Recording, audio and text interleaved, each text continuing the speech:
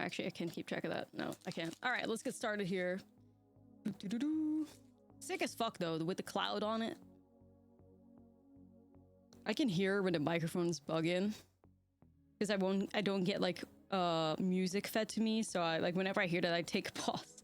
It's awful that we have to do this, but I think it's just, I don't know, my PC can handle it for some reason. All right, let's open it up, chat. Good on camera. ASMR. Actually, like I was like, how should we go through this? hold on. No spoilies for you guys.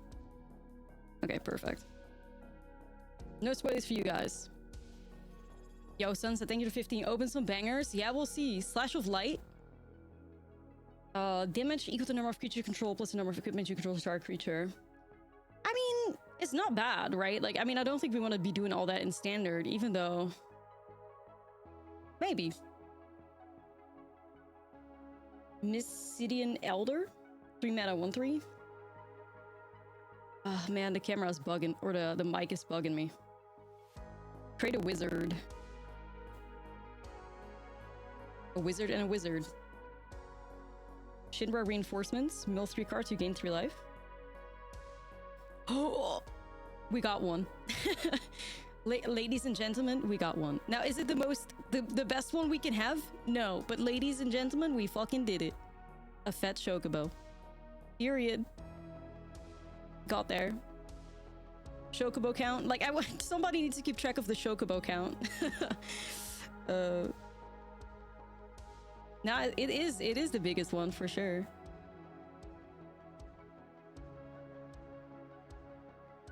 Lord, chunkiest Chocobo available. See if I can put the camera like or the light. Is it? The exposure might be okay. Yeah, right. Chunky. Let's see. Sages. Liliths, whatever that is. Oh, this one's kind of like, it's not bad, you know. Gets +1/+0 whenever this dex untap target attacking creature. It's a cleric. Like, I mean, it's not bad. I don't know how to feel about the job select cards yet. We got weapons vendor. Whenever enter draw card, classic. Hill. Mountain cycling. Ooh, I quite like this card though. I mean, the second you say affinity for artifacts, like a bitch gets excited, right? Flying, and when this creature enters, surveil 2. I don't know. I wonder if it's cookie playable. Like the surveil 2 is quite nice. It's got flying. Like, I wonder if it's a cookie angle. See if I can actually get this to focus a bit better.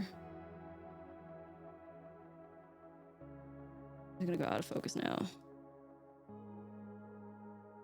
There you go.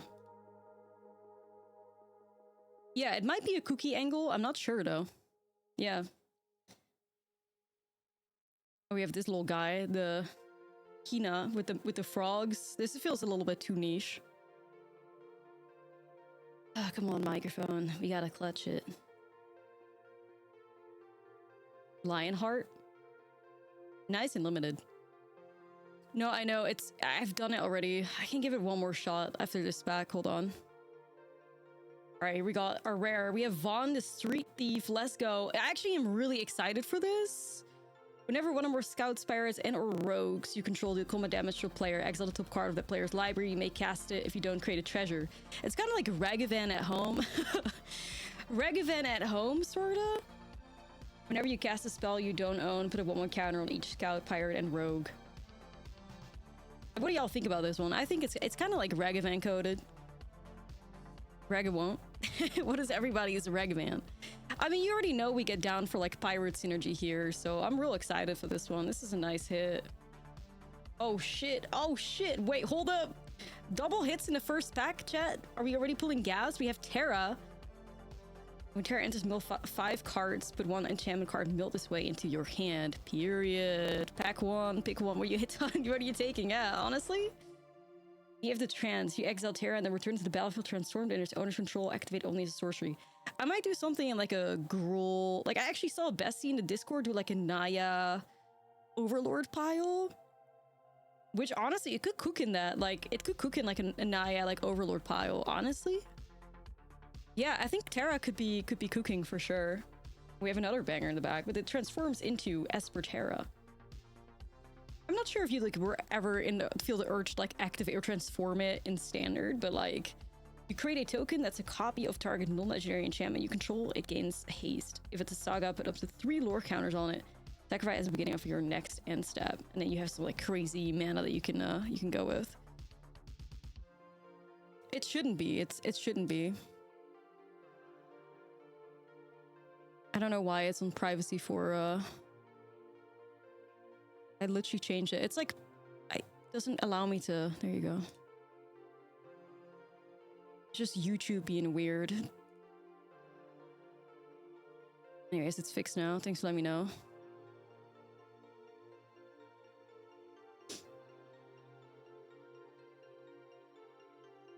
Having Esper in a name of cards that aren't Esper is going to be confusing. Right, right. Well, I'm not streaming on YouTube anymore when I'm uploading. I will only stream on YouTube when I'm not uploading. So like today I don't have an upload, so I'm live on YouTube, kind of. All right, and we still have this turret and also a town. Got a hero token too. Period. More like artifact synergy in there. Okay, well, we got 2 hits. Let me actually the hits in a separate pile. Terra and Gruul Delirium. It could be possible. Like, I think Terra slots into a wide variety of decks, to be honest. All right, here we go. Our 2 hits. Yeah. I know the microphone is being really weird because I have my camera like plugged in and the second camera plugged in and it really doesn't like it. So sorry about that.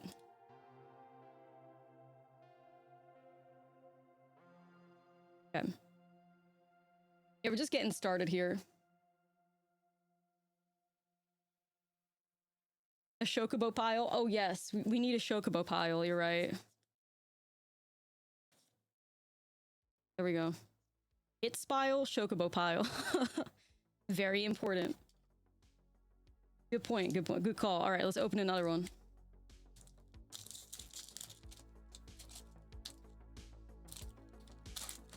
Moogle pile. Okay, we could have a Moogle pile too, to be honest.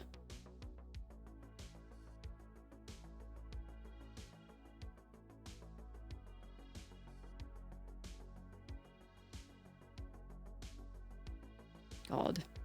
The janky, like, we're trying to work with here. All right. Aerith rescue mission. Light of Judgment, 5 mana instant, 6 damage to target creature and destroyed equipment. Guys, hard counter the, you know, Corey Steel, am I right? Hard counter to Corey Steel? Sheesh, who's playing it? Just 5 mana, you might be dead, but, you know, just kidding. Sephiroth's Intervention. Okay, is this a sign we're gonna open Sephiroth? Let it be. Destroy target creature, you gain 2 life. Gigantoad, as long as you control 7 or lands, gets +2/+2.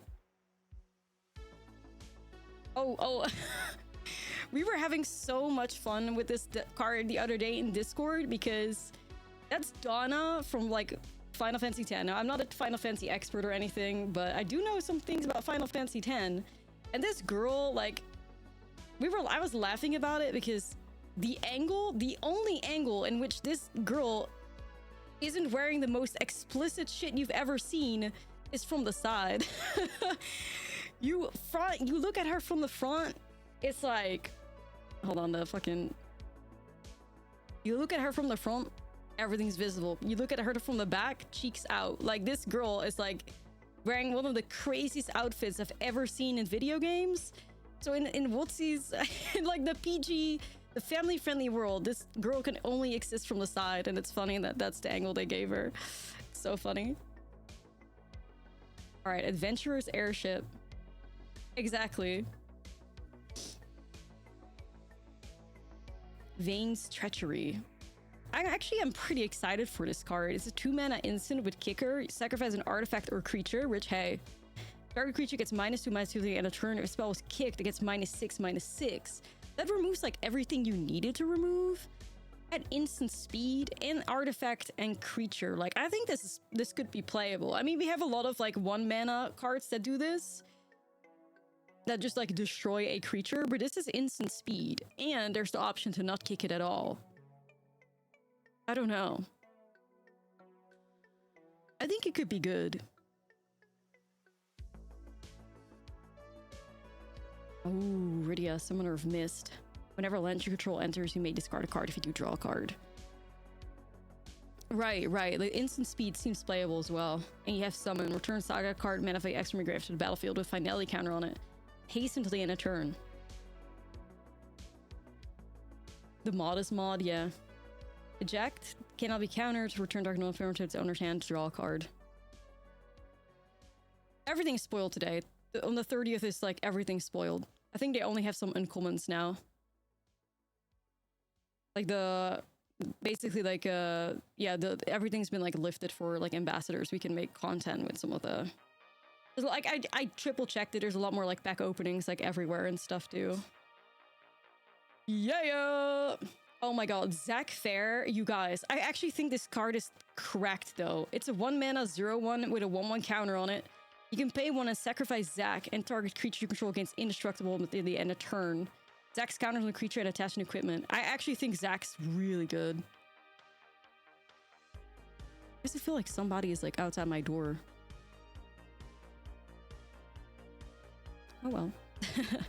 No, I think Zach's cracked. I mean, the one thing is that you do have to pay 1, right? Like, we've seen cards like this before where the sacrifice is basically free. But I think transferring the counters, I think potentially transferring equipment, like this is kind of gas. I really think Zach's strong. All right, Balthier and Fran, there we go. The human rabbit. Reach, vehicles you control get +1/+1, have vigilance and reach. Whenever a vehicle crewed and by them, this turn attacks. If it's the first combat phase of the turn, you may pay 3, and if you do, there's an additional combat phase. All right, period. We're doing good on the... This is pack number 2. Bitch, why are we opening gas? Hello? Another double? Lightning Army of 1, Ayo. 3 mana 3/2. First strike, trample, lifelink. This card is fire though. Like, whatever lightning deals combat damage to your player until your next turn. If a source would deal damage to that player or permanent that player controls, it deals double the damage. Sorry, my mic is being weird. Got it together.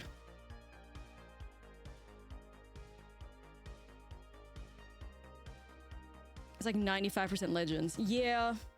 But I think lightning actually looks really nice because I like the first strike, you know, accompanied by like doubling damage is super valuable.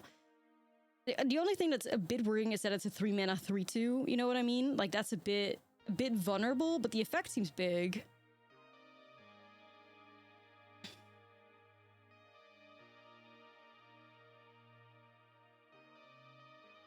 If it haste, yeah. Yeah, 2 toughness is tough, but I think it might still be worth running. I think if you like if you care about like what it it says.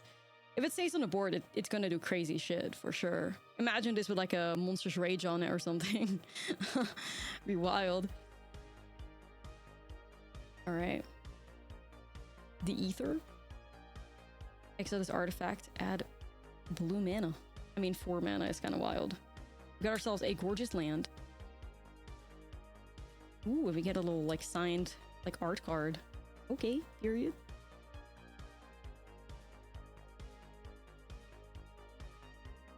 Let's get the cards. All right, gamers. Pack number 3. Let's go. So far, we're doing like insane. This look can keep going. It cannot.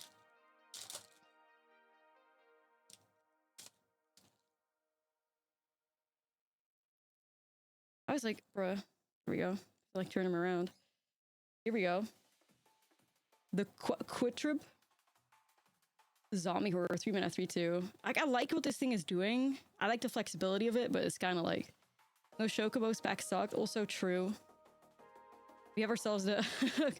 Gubu Gardener. How cute. The art's fire. Scorpion Sentinel. As long as you control 7 or more lands, it gets +3/+0. You know, we're good. Oh, wait, this is for our Chocobo pile. Summon Shoko and Mog. It's a 3-mana 3/3 Saga Bird. Moogle. Stampede. Other creatures get +1/+0 until the end of turn. Like, this is cute. I probably don't like care for it too much in like a Chocobo pile because it don't really like meet the landfall, but it's so cute.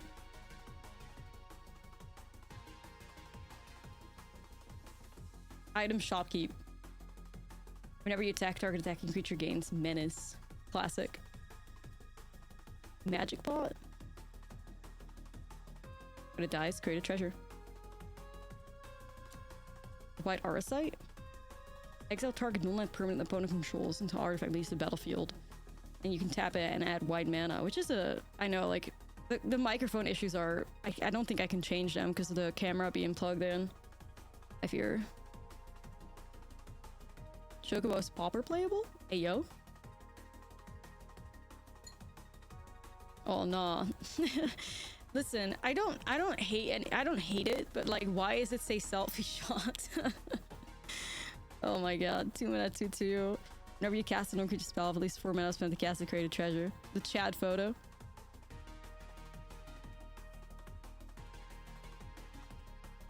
There's a reason. Yeah, I'm sure, but it's like selfie shot. Capital City. Town at 1 mana of an equaler. Cycling 2. Does a lot. It's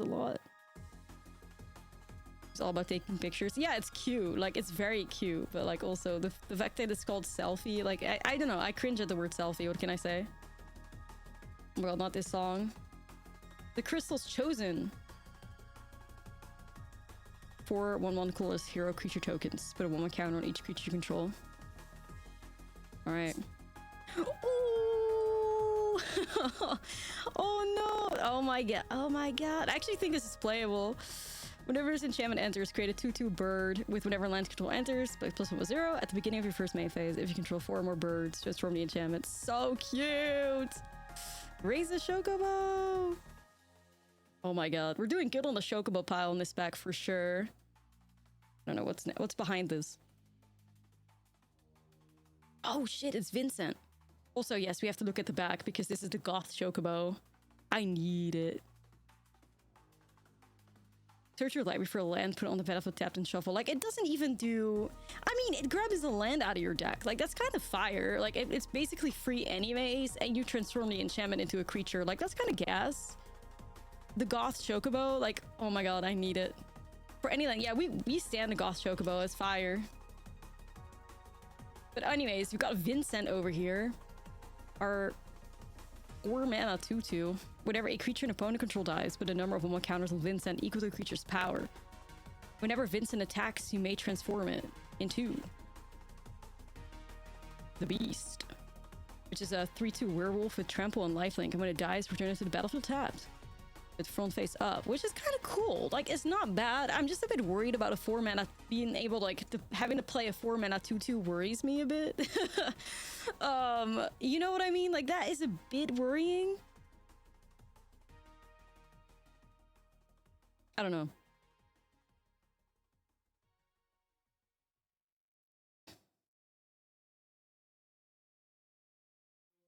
Dies to... Yeah, like, it kind of just dies to, like, every removal that's played in Standard, and you kind of don't want that to happen to a 4-drop, I fear. But I do like the fact that, you know, once you transform it, you get the Beast, and it's kind of like, yeah, it gives, like, Unstoppable Slasher vibes, where it's just very hard to, like, get rid of. But yeah. Ramen.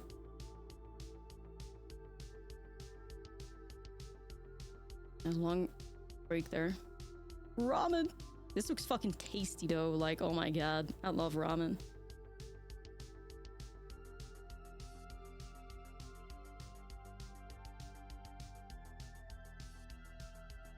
I love this, like, art. Alright, pack number 4, you guys.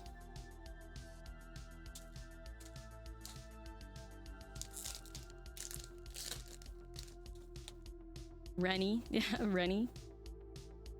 Oh, Oh shit, the Dwarven Castle Guard. When it dies, create a 1/1 coolest hero. I love these effects. I would want them on 1-drops though. Thunder Magic. It would be, this card would be fire if it could go to any target, you know. Undercity Dire Rat. When it dies, create a treasure token. 2 mana, 2/2. Oh, Blitzball. Nah. I mean, I like the vibes of it, but we have so much better. Combat Tutorial. Target player draws 2 cards, but it won't count on target. Oh my god. Oh my god. Y'all see, we need to make a separate, like, Lulu in the background pile. We need to make a Lulu in the background pile. Like, that's my goat. That's my goat right there. She got snubbed, but she's right there. She's right there. Lulu. Yeah, the Lulu pile. Guys, she's right there. She's right there. The aura. Yeah, right. We don't even look here. Like, we just see Lulu right there. Also, the flavor text. Clueless, aren't you a good thing I'm here? That's my goat. Such a shame they snubbed her like that. But hey, that's my goat right there. Iron Giant. 7 mana, 6/6 with Vigilance, Reach, and Trample. Kind of like gets robbed in the eyes of Syro 7 deaths, but you know. Adventurer's Inn. When it enters, gain 2 life. Oh my god, these things used to be such a pain in the ass in like colorless ramp decks. I hated these. Because like, they start just like adding up so quickly. Alright, we got Tonberry. It enters with a stun counter on it. During your turn, this creature has First Strike and Death Touch. I mean, it's a cute 1-drop, you know? Like, it's cute. 2/1 as well. Like, I don't mind that. I don't mind that rate. Alright, we got Zidane. 5 mana, 3/3. When it enters, gain control of target creature an opponent controls and they end a turn, and tap it and give it lifelink and haste. Whenever the opponent gains control of a permanent from you, you create a treasure. Cute. Sleep Magic. We have about like 600 effects like this. This is another new one of it, you know? But when it's dealt damage, you sacrifice the aura. It's a little bit of a different vibe. Alright, come on now. You got X-Death, the Void Warlock. So when it enters, you gain 3 life. At the beginning of your end step, if there are 6 more permanents in your graveyard, you transform it, which turns into, well, we have our, like, rare behind this, but... Ooh! Ooh! Oh my god, it's fucking Barts and Boo. Chocobo alert! Let's go!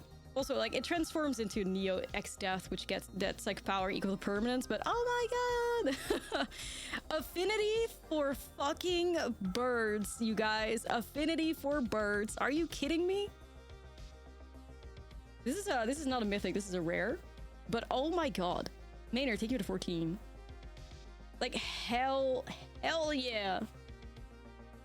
When Barts and Boo enters, each other bird you control deals damage equal to its power to target creature an opponent controls.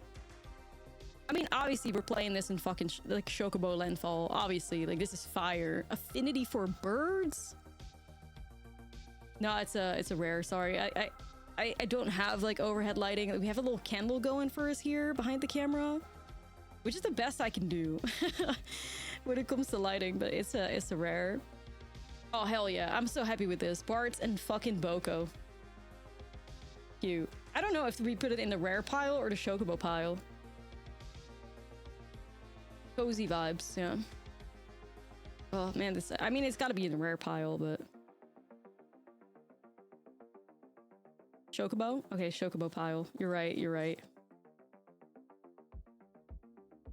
Cargo ship. You're right, Chocobo pile. This is low-key, like, cookie playable, though. You tap it and you add Colossus, only for an artifact spell activated ability. Like, that's kind of cookie playable. Buying Vigilance and Crew 1, like, I'm into it.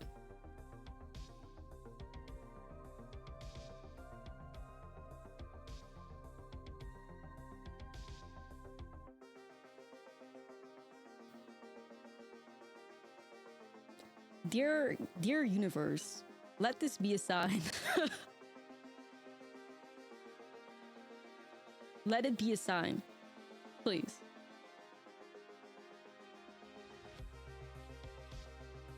We manifest Sephiroth. For the Blood Artist vibes. It's a sign. It's gotta be. Surely Sephiroth's in here somewhere. All right, let's go. Another one.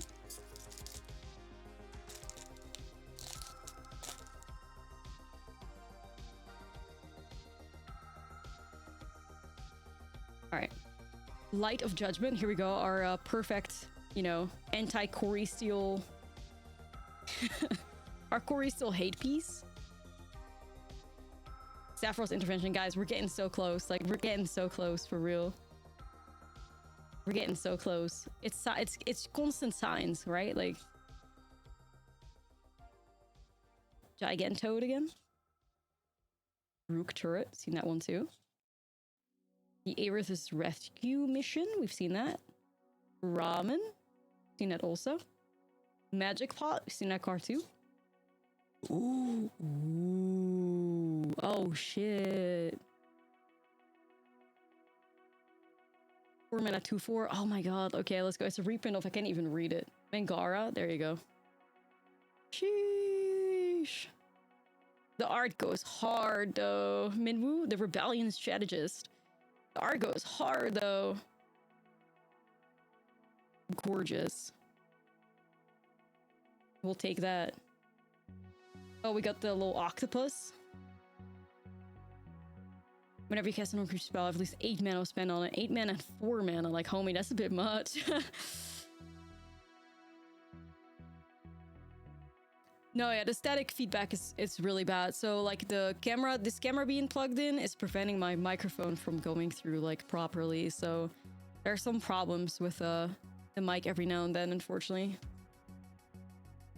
The Dragoon's lands. All right, we gotta get the hit. We gotta get the hit.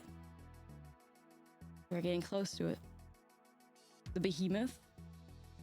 Top end. Trample. When it enters, choose one, destroy target artifact or enchantment, or draw a card on a 7/7 body with trample. Come on now. Ooh, another like 3-drop in red here. Furion, the Wild Rose Warrior. Equipped creatures have haste. We love to see that. Whenever a non-token equipment you control enters, create a token that's a copy of it. Except that it has this equipment equip abilities cost 2 less. Sacrifice that at the beginning of the next upkeep. Interesting. I wonder if equipment decks want to play this. Probably yes.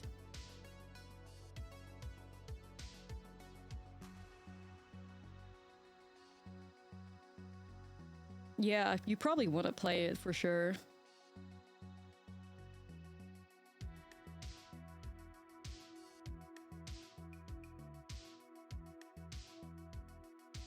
Oh. Oh, buddy. Oh, shit. We got ourselves a Buster Sword. A yo. A yo. Cloud on the way.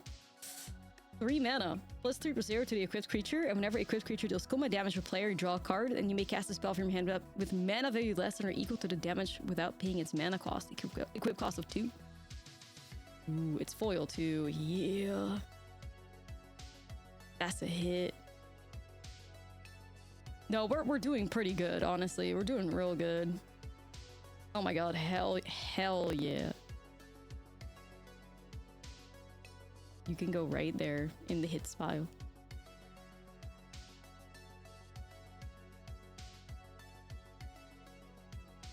I'll happily take Buster Sword. I wanna say hopefully we can play with this in standard, but I don't know, it's very hard to say something about equipments because they've tried to make equipments work for so long, and like every time it's so close to getting there and then it misses a couple pieces, but they're going real hard like in Final Fantasy trying to make equipments work. So, you know, maybe this time it could finally happen. But Buster Sword, like if you manage to equip it and you manage to hit with it, it's crazy.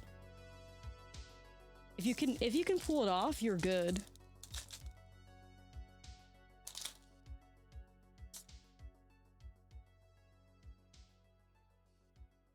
Magic Damper, aka Shore Up reprint. The Gallicat. You. Summon GF Ifrit. Let's go. I mean, a 3 mana 3/2 where you discard a card and if you draw a card is not too bad. It survives for quite a long time too. It's got like 4 chapters on it.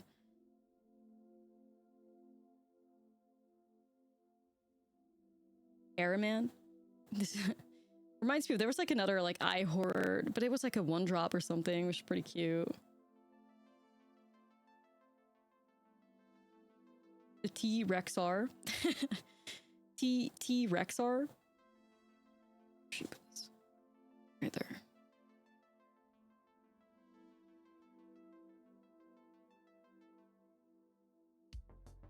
Oh, so cute. When it enters, create a 1/1 coolest hero. 3 mana, 2/1. Like, that's value, though. That's value in limited.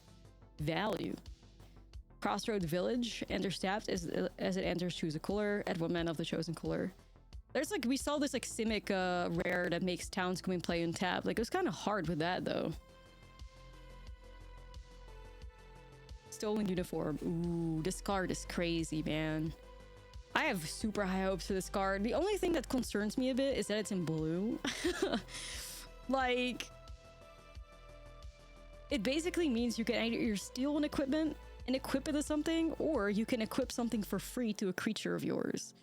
It's like, it's a very lengthy text, but like, it's also possible for you to steal your opponent's Quarry Steel with this. It can do a lot. Like, I don't know. I'm pretty hyped for this. Like, anything that equips for free, I'm seated, right? Yeah, it feels like a red card. I mean, but then it's like, it's in blue, but we'll see what we can do. We find gas. Yeah, we got some gas. Oh, we got some gas. We're gonna Buster Sword lay in there. You know, the person who designed the card's a yapper. Yeah.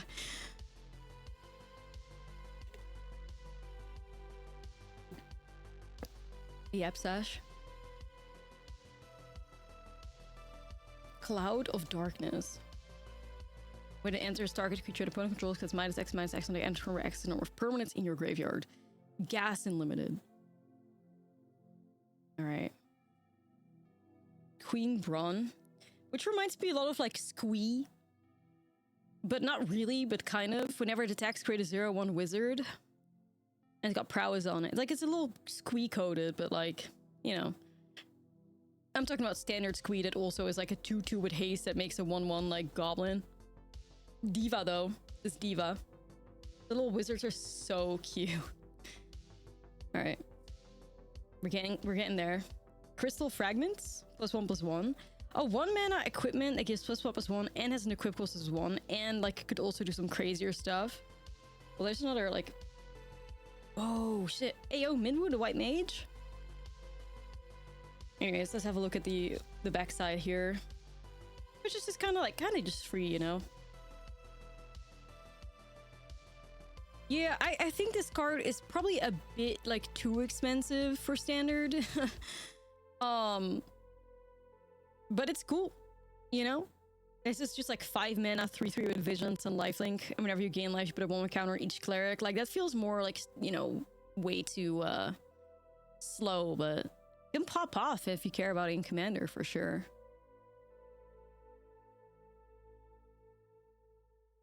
Get yourself a foil Sages. And a town.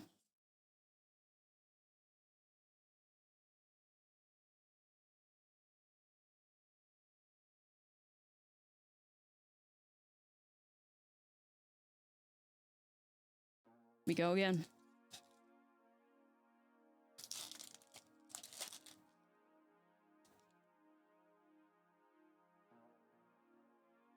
Haste magic. Oof. I'm not like, this scares me. Hold on, micro's cutting out there. Target creature gets +3/+1 and gains haste until the end of turn. Exile the card of your library. You may play it until your next end step. Like, this is kind of like, it's like a mixture. Like, it just does so much. Especially imagine it with like the red ley line or something, right? Where you get like double it. Like, you know, it's kind of crazy. It's crazy because it replaces itself. Nah, I think it's crazy because it replaces itself, right? Like,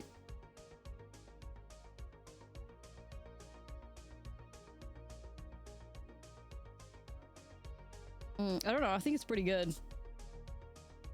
Hectize. When it enters, each one discards a card. Classic. 2-drop. Town Greeter. Mill 4 cards, put a land from among them into your hand. If it's a town, you gain 2 life.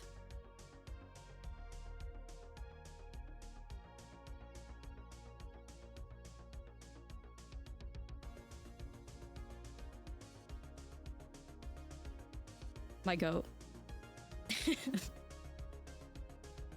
Into the Lulu pile. Oh shit, look at the Moogle too. Her Moogle plushie on the side. Lulu! This diva. This diva. Unfortunately, the card's pretty shit, but diva! Lulu! Yeah. Lulu in the background of art pile. We need it, yeah. Dwarven Castle Guard. The Crossroad Village. Monk's Fist. +1/+0 and is a monk with a job select attached to it. Oh.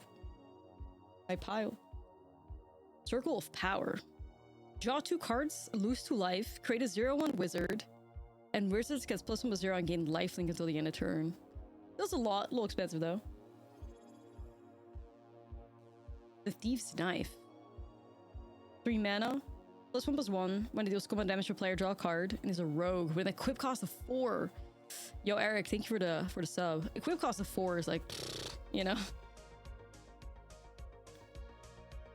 Oh man, I'm so hyped for this card. I think people are. I mean, obviously, to say that people are sleeping on it, so early to say. But I think this card is cracked. It's a 2-mana 2/2. Whenever you cast your first human creature spell each turn, that creature enters with an additional 1/1 counter on it for each dog and or wolf. You could tap it, add 1 mana of any color. Feels just like a very powerful, like, dork. I mean, even something like this, I have high hopes. So one of my favorite cards to brew around, some of you might know, and he joins up. And he joins up with all these legendary creatures, goes nuts. Like, imagine ramping up and he joins up with Torgal, and there's like so many, you know, legendary creatures in there that are all like humans that you can all like, get value off of. Like, this is kind of crazy. I'm not even against like playing, you know, 2-mana dorks in standard. Like, I think they're quite neat, but this is wild. Like, the wolf is green. Sorry, we have the cozy lighting here, but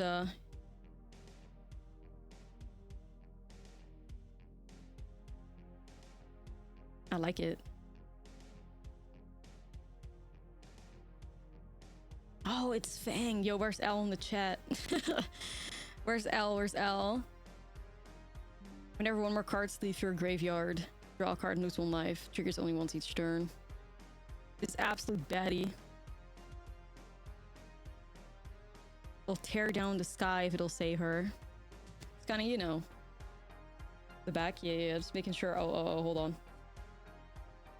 Ooh. But why do we constantly get transform cards in front of like our hit? The Darkness Crystal full art. Oh shit. Black spells cost 1 less to cast. If a non-token creature the opponent controls would die, instead exiled and gain 2 life. Period.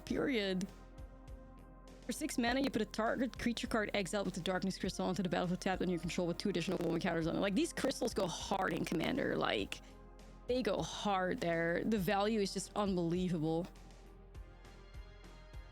Right, instant speed too, like no time restrictions on that. Like, it's crazy. Life gain potential.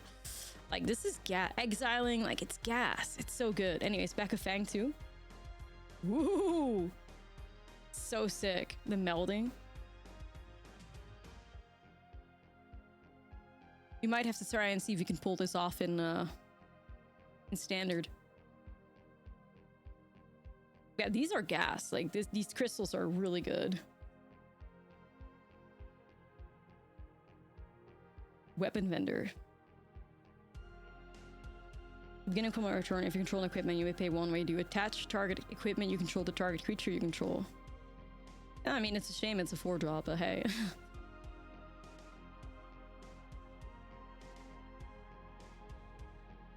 Ooh. I have to give this one to Libby. Libby, come collect your Moogle. I don't know if she's watching right now, but how cute. Oh my god, it's a little like post-me. So cute. Delivery Moogle. That's so cute. I'll keep that separate for Libby.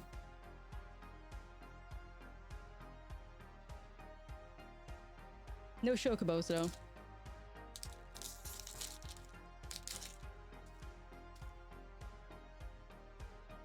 Alright, gamers. Another pack. You're not alone. Target creature gets +2/+2 until the end of turn. If you control 3 or more creatures, it gets +4/+4 until the end of turn. For 1 mana on an instant. Not too bad. Not too bad. The Blazing Bomb. So whenever you cast a non-creature spell, if at least 4 mana is spent to cast it, you put a 1/1 counter on it, and you can then blow it up, where you sacrifice this creature and it deals damage equal to its power to target creature. I was saying, like, if this thing wouldn't go to creatures and hits, like, any target, it would be insane. But it's already, like, pretty neat, right? But sheesh, because, like, obviously there's also ways to grow this. But yeah, would have been a lot more relevant for standard play if it could hit, you know, anything. Fight on. Oh my god, this is like the wholesome pack right here. Return those 2 target creature cards from your graveyard to your hand. Also, this baddie. Ooh, is this one for the yeah, it's one for the Chocobo pile. Let's go. We found one. Create a 2/2 green bird creature token with whenever land control enters, +1/+0, and flashback. Once again, fully playable in Chocobos. Like, if I'm looking for landfall synergies, I'll play these things. Like, we need to get all the Chocobos up in here. Like, a 2 mana, 2/2 with flashback. I'm into it. Like, that's not bad at all. That's not bad at all. I'm into it. Shore Up. This is cute. 3 mana, 3/2. Whenever another creature you control enters, this gets +1/+1 until the end of turn. Oh god. Oh Jesus, not Blitzball.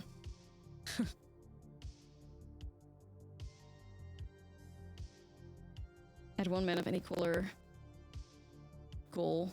Sacrifice an artifact, draw 2 cards. Activate only if opponent was dealt combat damage by a legendary creature this turn. My favorite. Yeah. Number 1 Blitzball enjoyer right here. Ah, we summon Fenrir. This card's actually interesting though. It's a 3 mana, 3/2 wolf. And so you search your library for a basic land card, put it onto the battlefield tapped and shuffle. Like 3 mana that ramps you up. Not mad at it. The second chapter, whenever you can next cast a creature spell, it enters with an additional 1/1 counter on it. Mid, you know, but okay. And draw a card. The third chapter, draw a card if you control the creature with the greatest power, tied for the greatest power. So then it replaces itself. It does get sacrificed after the third chapter, but, you know, I like the ramp. I like the card draw potential. I'm not mad. Now after chapter 3, it doesn't even die. No, it's a sacrifice after third chapter, though. You're not mad to trade it before it hits chapter 2 or 3. Right, right. Like, it's not bad at all. Could be playable. Oh no. Get Waka out. Waka, don't look. The 3 mana 2/3 Elbat Salvagers. Whenever this creature, another creature, or artifact you control dies, opponent loses 1 life, you gain 1 life. I like the fact that it says artifacts, but it's a 3 mana. Like, I would have loved to see this on 2 mana, obviously. Selfishly, but I know that it's not possible, however. Alright. Quistis, 3 mana 2/2. When it enters, you may cast instant or sorcery card from your graveyard, and mana of any type can be spent to cast that spell. So I'll be put in the graveyard, exiled instead. Cool effect though. Hey girl, yeah, hey girl. For your interest, if you have Waka on board and they play this, you can call a judge. Right. Yeah, a graveyard is very cool. Like, it's very neat, but I don't know, maybe it could do something. It's kind of cool that you can steal shit. I'm giving it the microphone a second there. Okay, this Chad right here. 6 mana 6/6. When it enters, search your library for a land card, put it on the battlefield tapped and shuffle. Landfall. Whenever a land you control enters, another target creature gains +2/+2 and trample until the end of turn. The Giga Chad right here. Yeah. Daddy Yolas. Yeah. Period. A little expensive though. All right, come on now. Ooh, we got Jill. When it enters your turn, up to one other target null and permanent to its owner's hand. For 5 mana, you exile Jill transformed into Shiva. Oh, hell yeah. Cannot be blocked this turn. For chapter 1 and 2. And then you tap all lands for opponent's control, exile and return it. Kind of cool. Maybe in Pixie or too slow. Well, I like that it's flexible, right? Because it says target null net permanent to its owner's hand. So you could hit your own shit, you could hit your opponent's shit. I do like that, but you know, I guess we'll see. I'm still thinking about like making a really spicy Dimir bounce deck with Kane. So could be something interesting here. 2 mana 1/2. Well, we have another, like, we have a new card for self bounce already, which is a white Chocobo that is literally like, you know, Sun Pearl Kirin 2.0 or like a Sun Pearl Kirin equivalent. I don't know. I wouldn't surprise me if Jill finds a way to be played. You know? Or let's put it in the rare pile. Got Hill Foil. Yeah, my microphone is having issues. I'm sorry, you guys.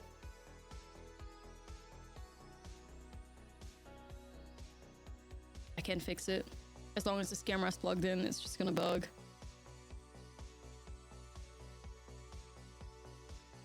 So cute.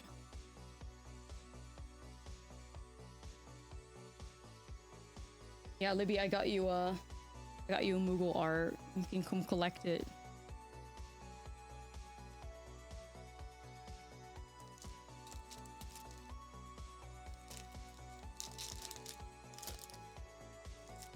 There she is. Here's your Moogle.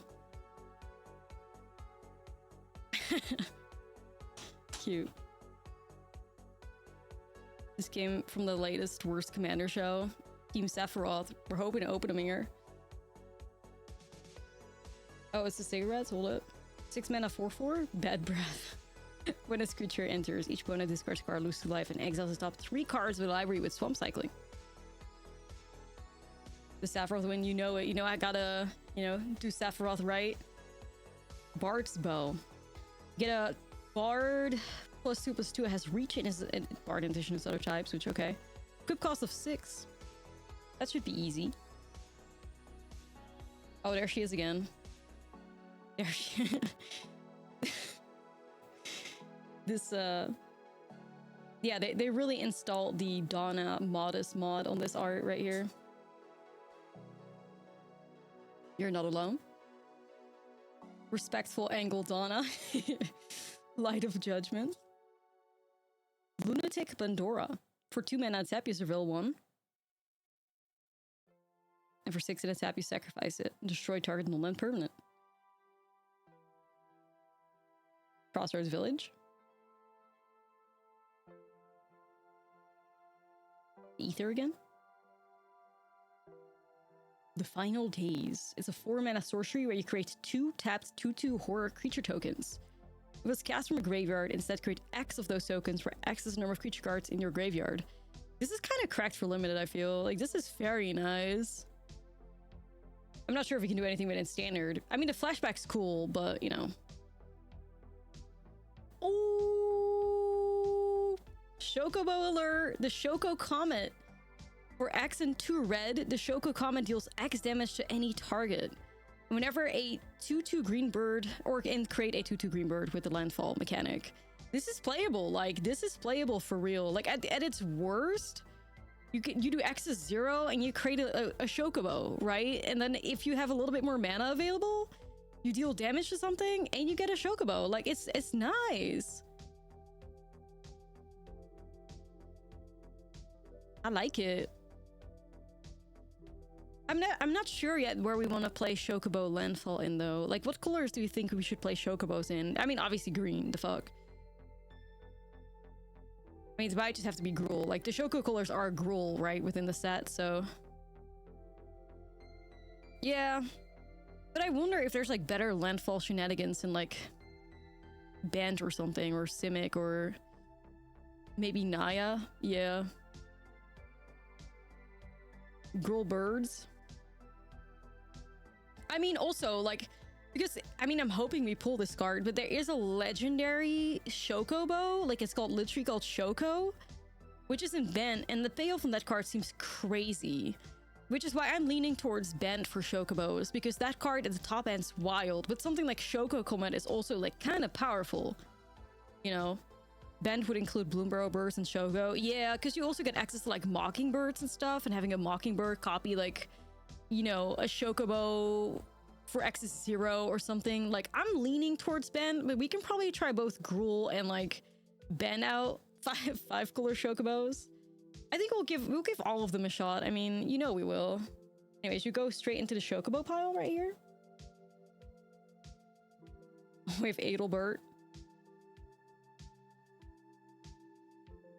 2 mana, 2/1. +1/+1 for each equipment you control. Oof, bitch. oh, bitch. Ultima. Yeah, this is kind of like...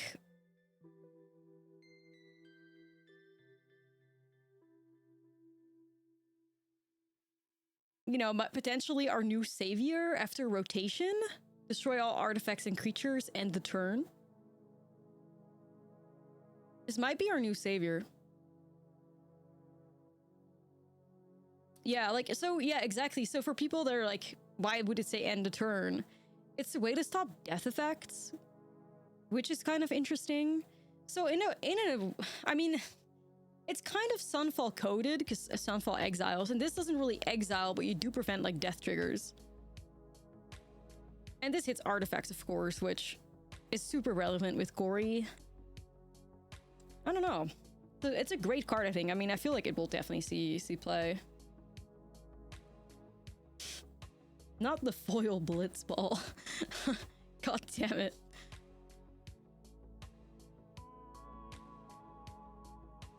Oh. Chat.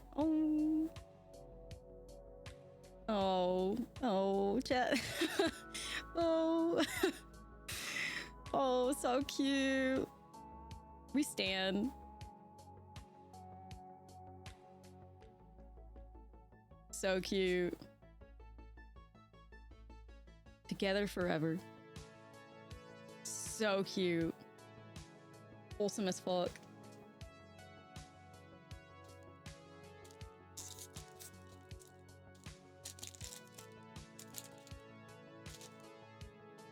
All right, here we go, gamers. Another one. The Magitech Infantry. Oh, this card is interesting. It's a 1 mana 1/1. This creature gets +1/+0 as long as you control another artifact, which is basically like it's gonna be a 1 mana, like it's gonna be a 1 mana 2/1, you know. And then for 3 mana, you search your library for a card named Magitech Infantry, which what was that? I think Cass pointed it out, and it reminds you of the yeah, it's like a Whisper Squad equivalent. A Whisper Squad did see play, so I wonder if this is like could be Kukin. There's still a bunch of soldier synergy until rotation. Yeah, like Whisper Squad 2.0. It could be interesting, you know. Warrior Sword. This baddie. 4 mana though. +3/+2 and is a warrior. Ayo, let it be a sign. Resentful Revelation, 2 mana. Look to the top 3 cards of your library, put onto your hand, the rest into your graveyard. Flashback 7. Ooh! Yeah! Chocobo Kick, 2 mana. Kicker, return a land you control to its owner's hand. I actually really like this card. Target creature you control deals damage equal to its power to target creature an opponent controls. If the spell was kicked, it deals twice that much.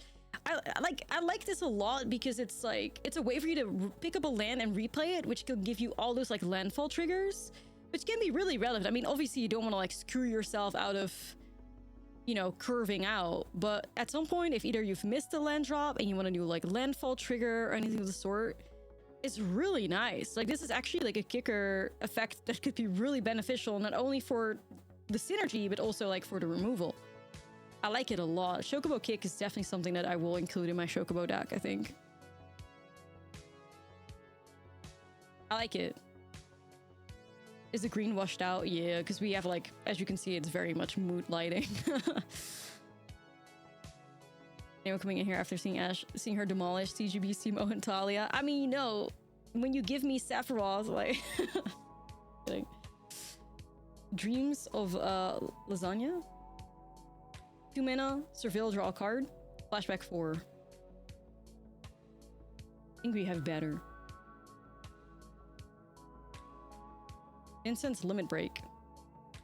Yeah, this is a weird card. It's like a not dead after all effect, but you can have it pay tiered cost for it, and then it changes in like base power and toughness, which I think I'd rather have a 1 mana effect, but it's pretty cool, honestly.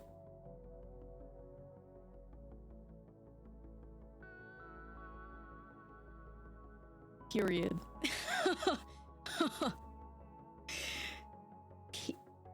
Period.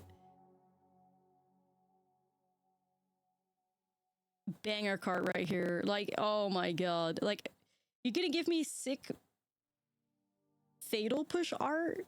Like, could I ever ask for anything more? No. We love to see it. We love Fatal Push. We love this art. This is a banger right here. Incredible.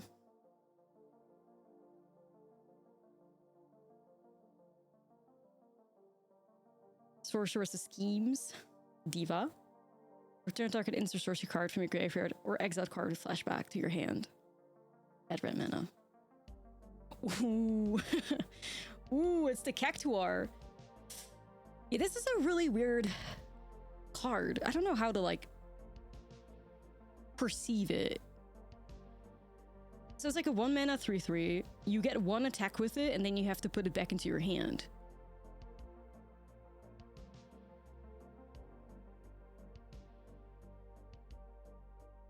Which, played in effigy, but every 2 turns. Yeah, but it does help double spelling and stuff. And it is a 1 mana 3/3 a trample, which is not bad at all.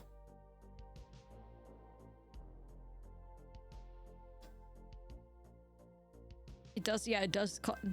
Gruel Corey, yup.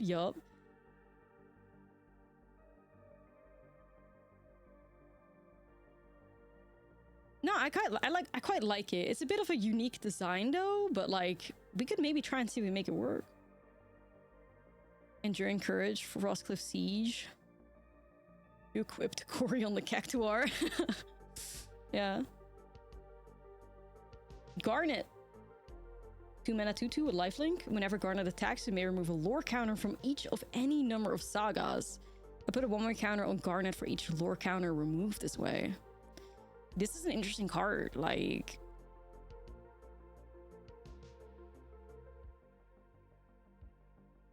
This is really sweet. Way to keep your sagas around a little longer. Like, it's strong. I mean... I wonder what we can do with this, and if we can cook something with it in, like, the first place. I don't know. It reads like it would be playable, but it depends how the sagas perform. Oh my god. It's Aerith. It's Diva. 3 mana 2/2. Lifelink, whenever you gain life, you put a 1/1 counter on Aerith, and when Aerith dies, you put X 1/1 counters on each legendary creature you control, where X is the number of 1/1 counters. I think it's playable. I think it's playable for real. I've had people say, like, oh, it's 3 mana, we have such effects for 2.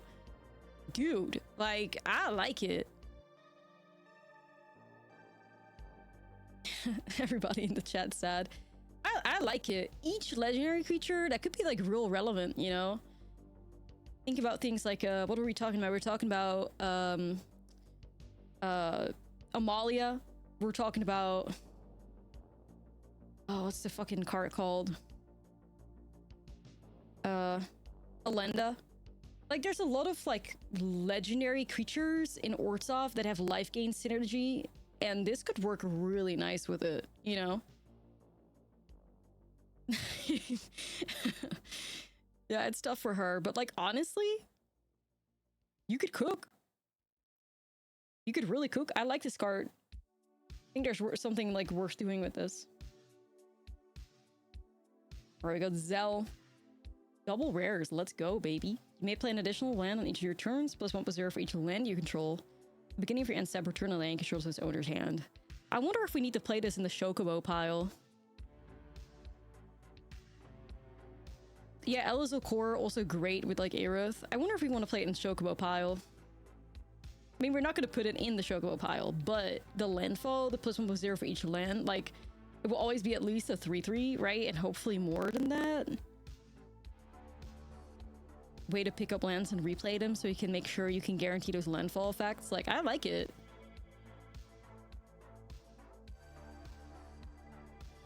Dragonback Assault.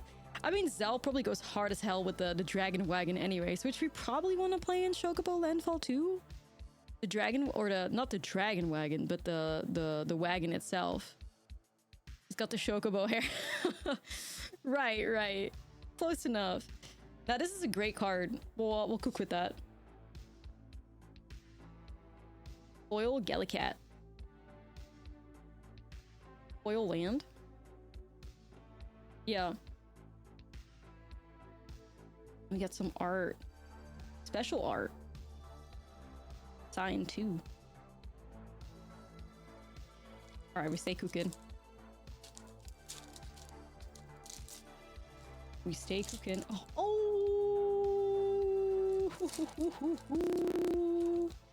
Oh my god. Wait. Are there like different Chocobo tokens? Oh! So fucking cute. You gotta be kidding me. I don't know, I feel like I had seen another Chocobo token. Maybe it was a different card though. I think there's 3 different arts. Yeah, that's what I thought. Oh, it's a Moogle. Oh my god, the hits. It's the plane cycling Moogle. 5 mana flying. When it enters, put 1 count on target creature. Not the Suplex. 2 mana sorcery. Choose 1, 3 damage to target creature. If it would die this turn, exile it instead, and you exile target artifact. Sorcery speed though. So like, it's a little different from a Braid in the sense that a Braid is instant speed, but a Braid also doesn't exile. So like, I don't know. Interesting card.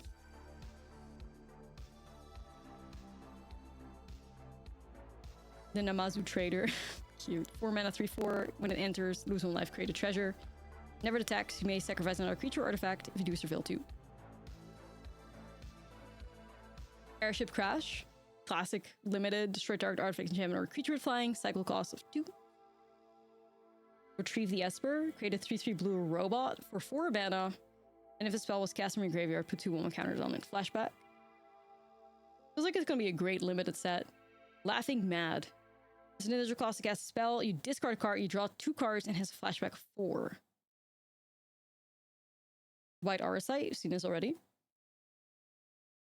Eden. Town taps for colorless, and for 5 in a tap, you mill 2 cards, and you sacrifice a land. When you do, return another target permanent card from your graveyard to your hand. Evil Reawakened. Return target creature card from your graveyard to the battlefield with 2 1/1 counters on it.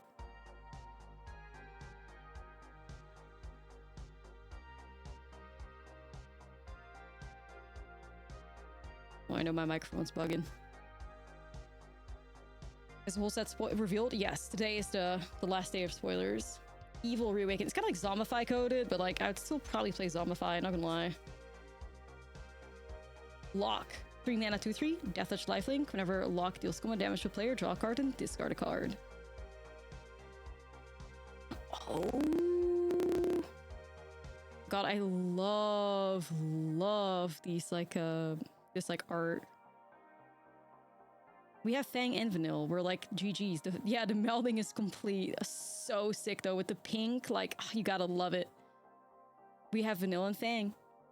So cute. Beginning of your first main phase, if you both own and control Vanille and Fang, spend 5 mana and turn them into Ragnarok. Also, a card behind is Memories Returning. Put them together in a bit. How'd you get a box? We are official #MTG Final Fantasy Commander ambassadors. There you go. Yeah, this card's interesting. We were yapping about it the other day. I feel like people probably would still take stock up, but it's 4 mana, grab 3 cards. Like, that's not bad, though. That's not bad, though.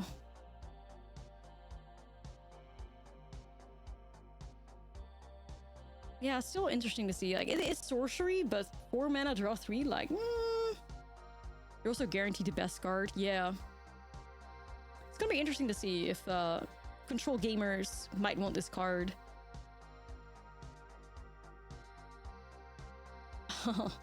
Foil Cactuar. Angry Control Mage, thank you for the 27. Hype for the set bestie, hell yeah. Foil Cactuar, going strong. Oh hell yeah, it's our island of choice.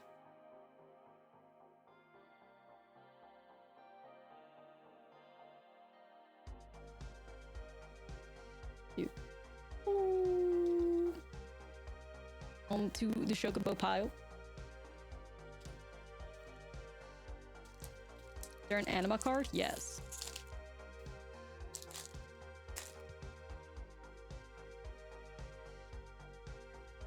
Alright, here we go. Blazing Bomb. Fight on.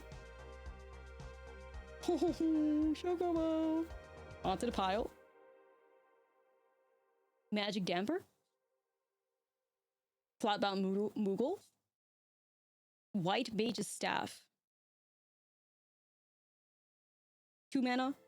Equipped creature gets +1/+1 and has whenever this creature attacks you gain 1 life and is a cleric in addition to its other types.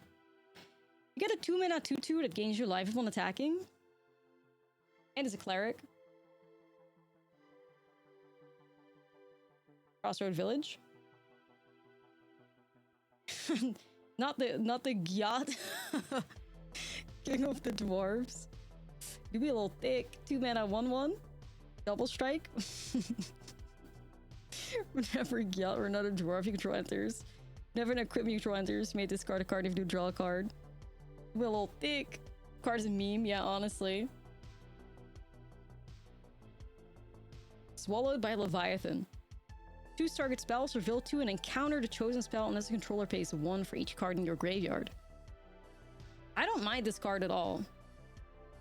We've seen people play 3 mana counters before. I wonder if this reveal 2 is relevant enough.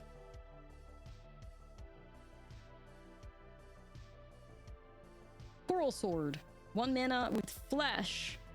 When it enters, you attach it to target creature that gains first strike and +1/+0. And an equip cost of 1.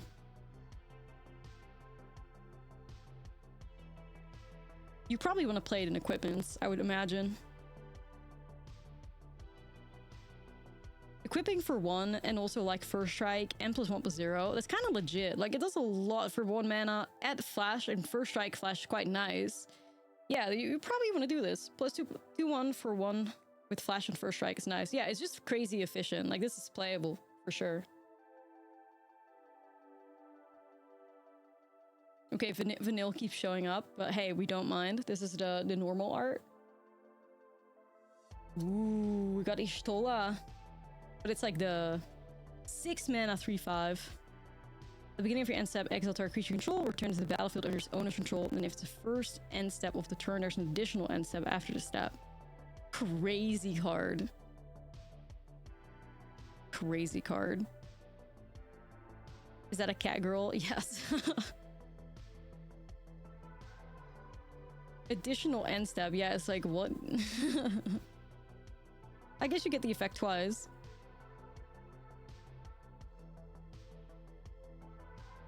Foil Crystals Chosen.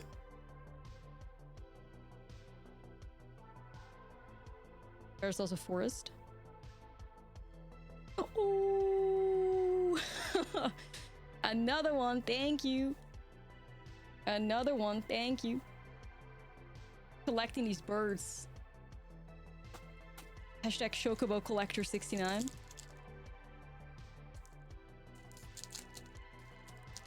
Pair her with Yuna.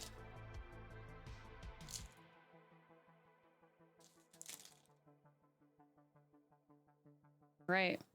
Another one, gamers. Another pack. Thunder Magic. The Undercity Dire Rat. Blitzball Shot. Combat Tutorial. Goat Alert. Goat Alert. We got another Magitech Infantry. Renpul's Ochu is a 1 mana 1/1 with Death Touch. Classic. But for 8 mana, till the end of turn, it gets +1/+1 for each permanent card in your graveyard. Limited payoff? Question mark? Instant ramen.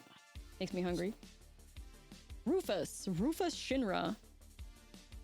3 mana, 2/4. Whenever Rufus attacks, if you don't control a creature named Darkstar, create Darkstar, which is a legendary 2/2 white and black dog creature token. I think it's an interesting card because it basically, you know, tries to give you 2 legends for the price of 1.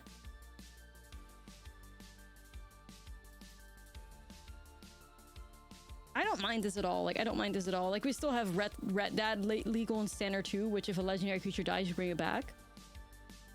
I don't mind it. I think it's pretty good. Unexpected Request. For 3 mana, you gain control of a target creature until the end of turn. Untap it, give it haste, and you may attach an equipment you control to that creature. If you do, unattach it at the beginning of the next end step. We've seen, like, we have so many versions of, like, 3 mana steal your shit stuff. Aron's Inspiration. Our goat! Attacking creatures got +0 until the end of turn with a flashback cost of 4. We have Garland, Knight of Cornelia. This is one of like the first spoilers, right? 2 mana 3/2. Whenever you cast a non-creature spell, reveal 1. And for 7 mana, return this card from your graveyard to the battlefield transformed. But there's like a rare behind this. Clive's Hideaway. All right. All these transform cards in front of our rares. Excalibur, thank you for the 6. You got Chaos the Endless. I mean, dies put at the bottom of its owner's library. But anyways, Clive's Hideaway. This card is crazy. So the Hideaway 4.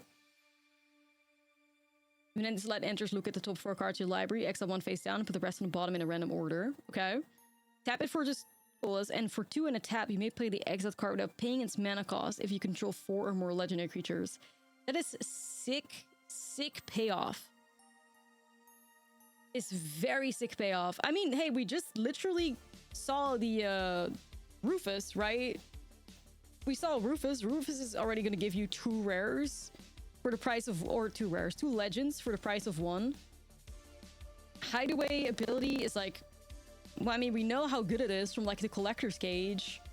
I don't know. I think it's fantastic. Like all these decks that are just easily playing Fountain Ports or like, you know, Miraxes or anything of the sort, they'll just play Clive's Hideaway or like Soulstone Sanctuary.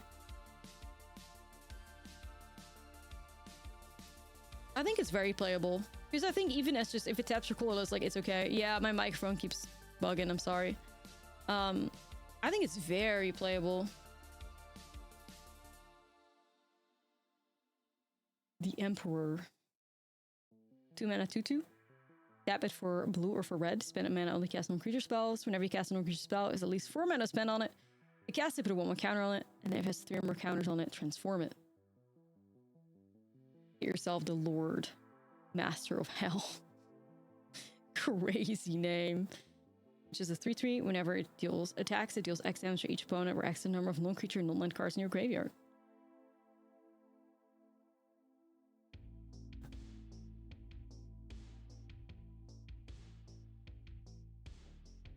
Sure. Yeah, call me the Lord Master of Hell.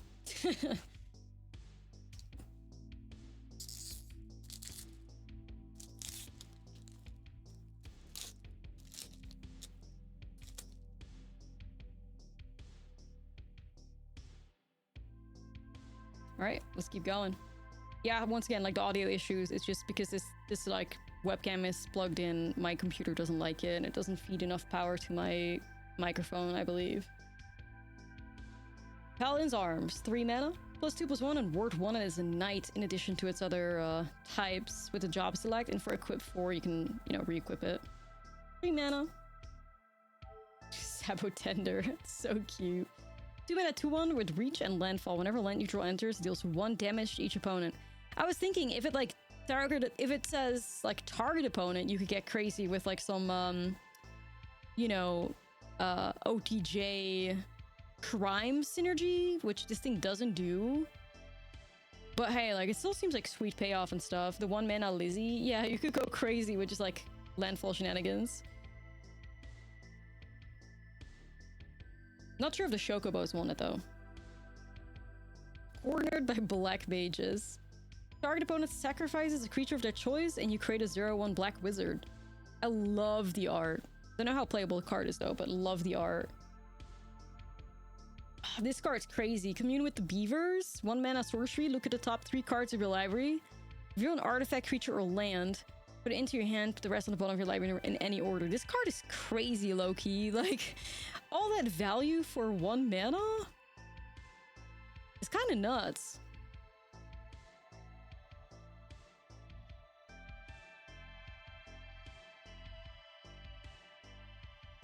I speak beaver.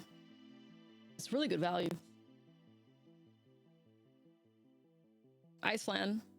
This is the island cycling card. When it enters, tap target artifact or creature an opponent controls. Another hill. The world map. 1 mana. For 1, you can tap it and sacrifice it and search your library for a basic land. Reveal it, put it into your hand and shuffle. For 3 in a tap, you can sack the artifact and search your library for a land card. Reveal it, put it in your hand and shuffle. Like, okay. Relentless X ATM 092. 6 mana 6/5 robot spider and can't be blocked except by 3 or more creatures. For 8, you return this from your graveyard to the battlefield tapped with a finale counter on it.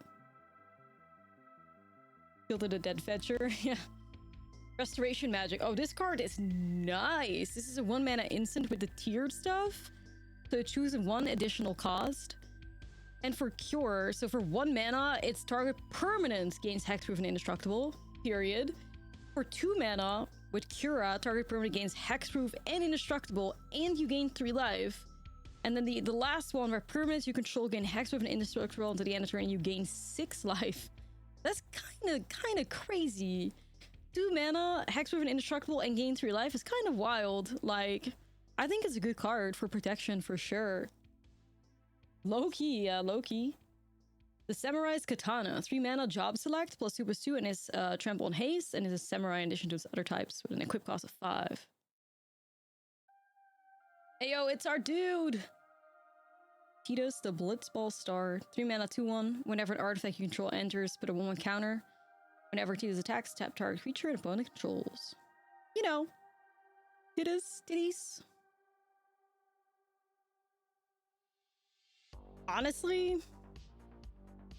Honestly,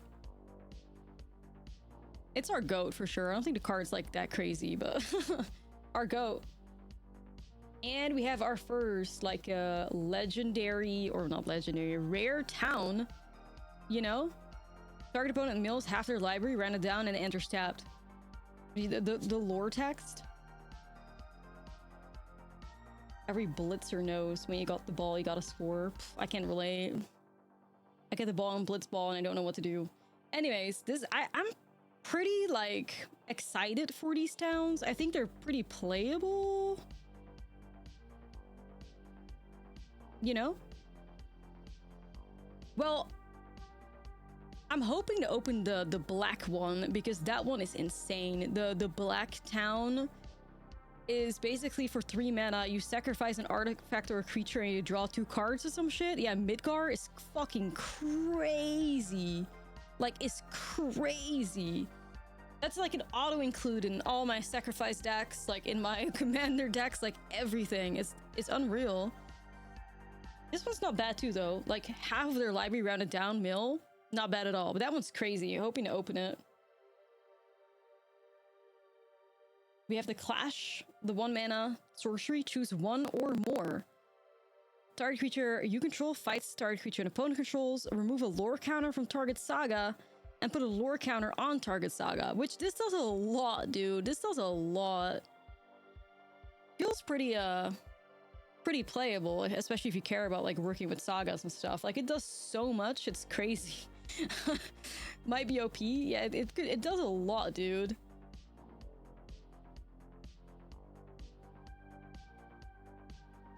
And we have the Vector. Art style. For the Emperor.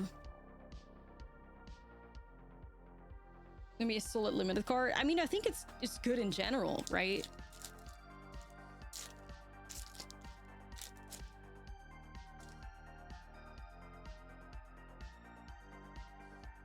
All right, hold on.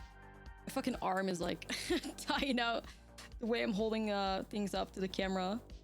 Should have probably lowered it a little bit, but you know, we'll get there. Gellicat. GF Ifrit.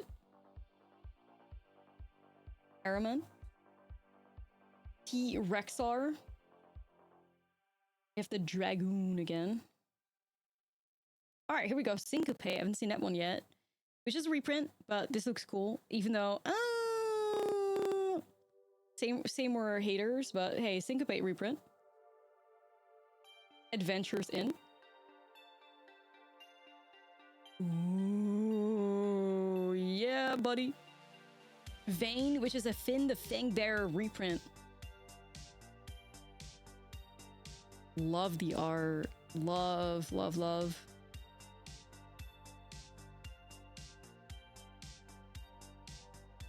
Summon Esper. Ramu. It's a 4-mana 3/3. Judgment Bolt. So this creature deals damage equal to the number of non-creature non-land cards in your graveyard. The target creature and opponent controls, and wizards get +1/+0. Like payoff for being like Ractals, I guess, right?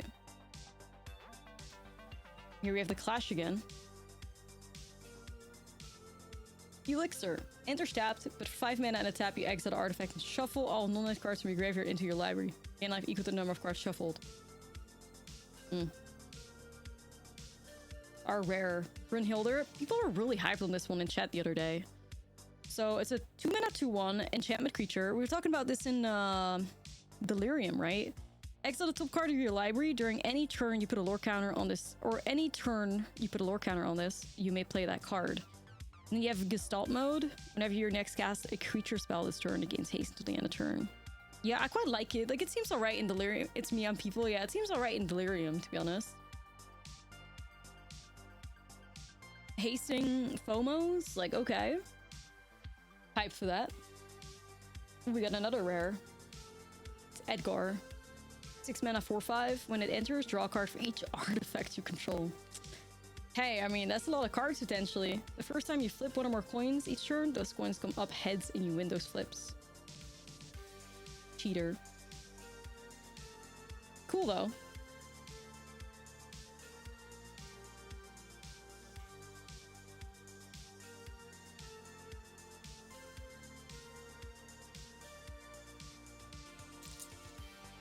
Delirium is pretty tight. I feel like though it'd be hard to fit. Yeah, it could be true, but see how good the payoff is, right?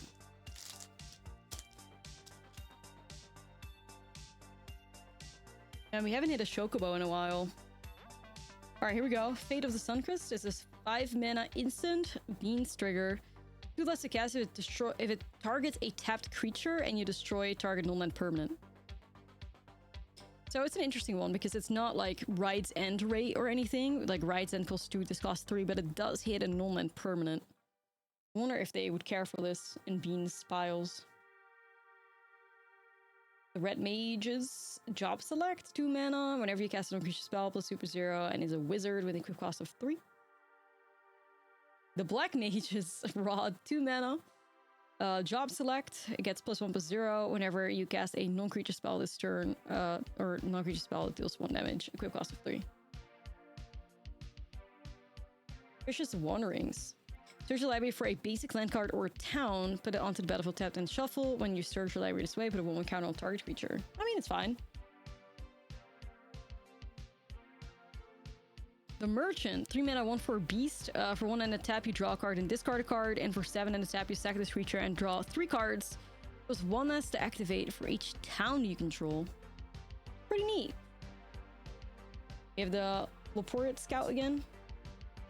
The Adventurer's Airship. We have Barret, this goat. 4 mana 4/4 with reach. Whenever Barret attacks, it deals damage equal to the number of equipped creatures to the defending player. Pay off. Barret's sick as hell. The Capital City. Ooh, summon anima. Oh my god, when that we ran into this in like the last like Final Fantasy X playthrough. It was crazy. Like the art is so cool. 6 mana 4/4 enchantment creature with pain for chapter 1, 2, and 3. Draw a card, you lose 1 life. And then you get to Oblivion. Each opponent sacrifices a creature of their choice and loses 3 life. Period. Side quest card collection. When it enters, draw 3 cards, then discard 2 cards. At the beginning of end step, if 8 or more cards in your graveyard, transform it. They have a rare card behind this again. Oof. Absolute Virtue. Oh shit. Wait, first of all, magic card. Oh my god, it's us. But anyways, sheesh. Absolute Virtue cannot be countered flying, and you have protection from each of your opponents. I wonder if you can make like a very like nasty, I mean, like imagine like doing this with like I mean obviously reanimating or the green spree card. Like it could be annoying as hell. Yeah, see, I'm looking at this and there's a little bit of trauma popping up, I'm not gonna lie. To be, you know, perceived in the future, you will understand my trauma at some point in the future. But crazy card. Crazy card.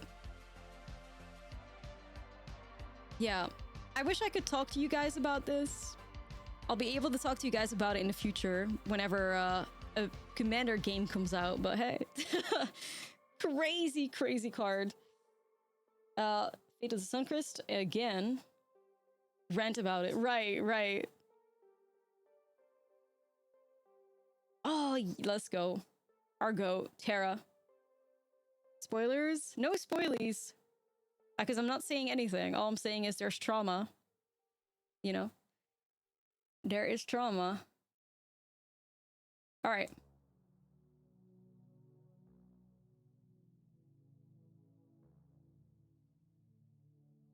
No, I'm not referring to the episode that's live on CGB's channel right now. I may be referring to something else. You'll find out eventually. Hey, yo, Daddy 24/7, thank you for the 3 months.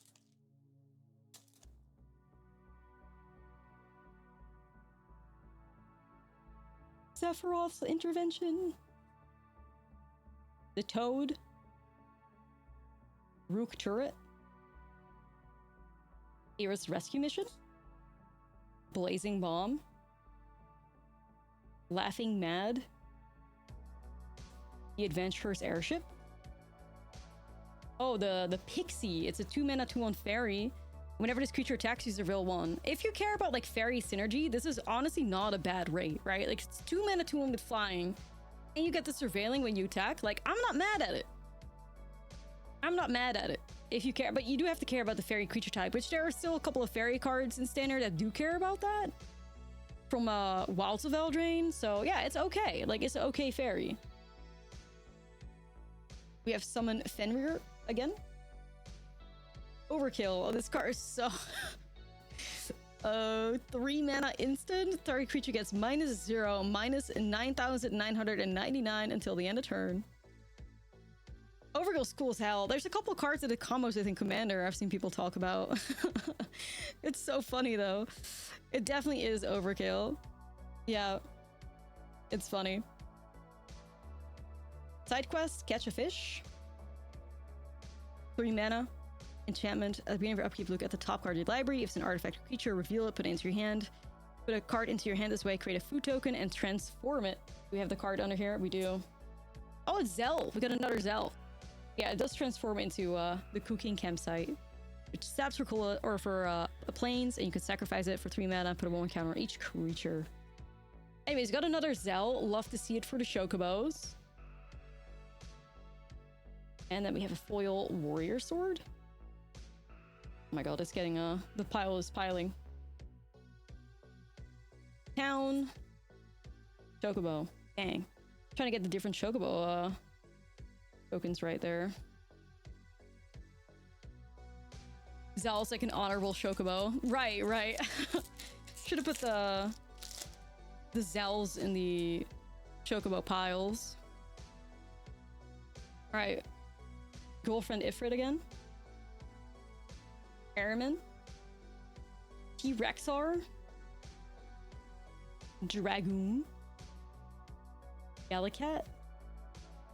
Lunatic. We're kind of getting it to the point where we've seen most cards. White Auracite.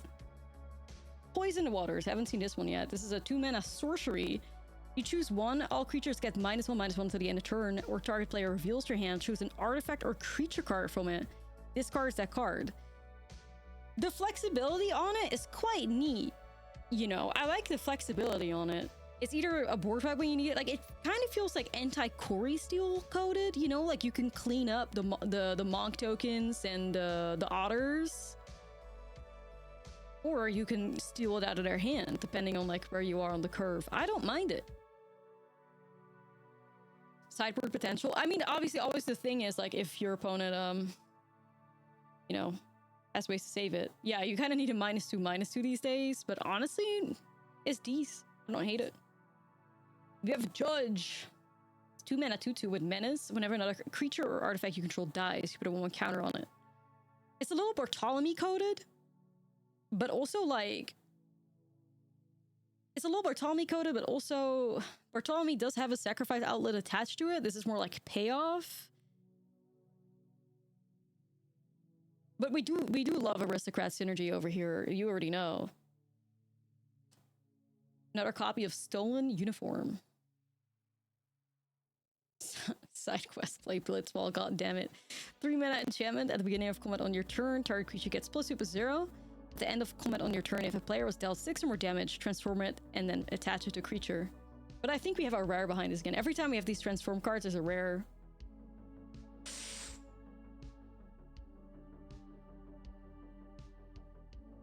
Oh, bitch, it's fucking Vivi. Oh, bitch, it's Vivi. Oh, shit. Banger, though. Banger. It's it's so over. Vivi has arrived. 3-mana 0/3 wizard with a 0-costed activated ability where you add X mana in any combination of blue and or red where X is Vivi's power. Activate only during your turn and only once each turn. And whenever you cast a creature spell, +1/+1 counter on Vivi, deals 1 damage to each opponent. This is crazy. Like, I'm so fucking scared of this card, you guys. Like, I'm so fucking scared. Like, this is just one of those cards that's gonna get broken, you know? Man, what the hell? Even in like a Soul Cauldron or some shit, like it's unreal. If this card doesn't break a format, I'll be shocked. Yeah, it doesn't necessarily have to be standard. It's gonna break a format, period. Like it's something it's gonna break. It's unbelievable. Vivi is insane. Oh shit, and we have another one behind it. What a fucking correct pack. We have another Vaughn, aka Ragavan at home. We'll take it. Yeah, it's Vivi is unreal. And another rare behind it, Lucky Pack. Lucky Pack. Shit, man, Vivi's crazy.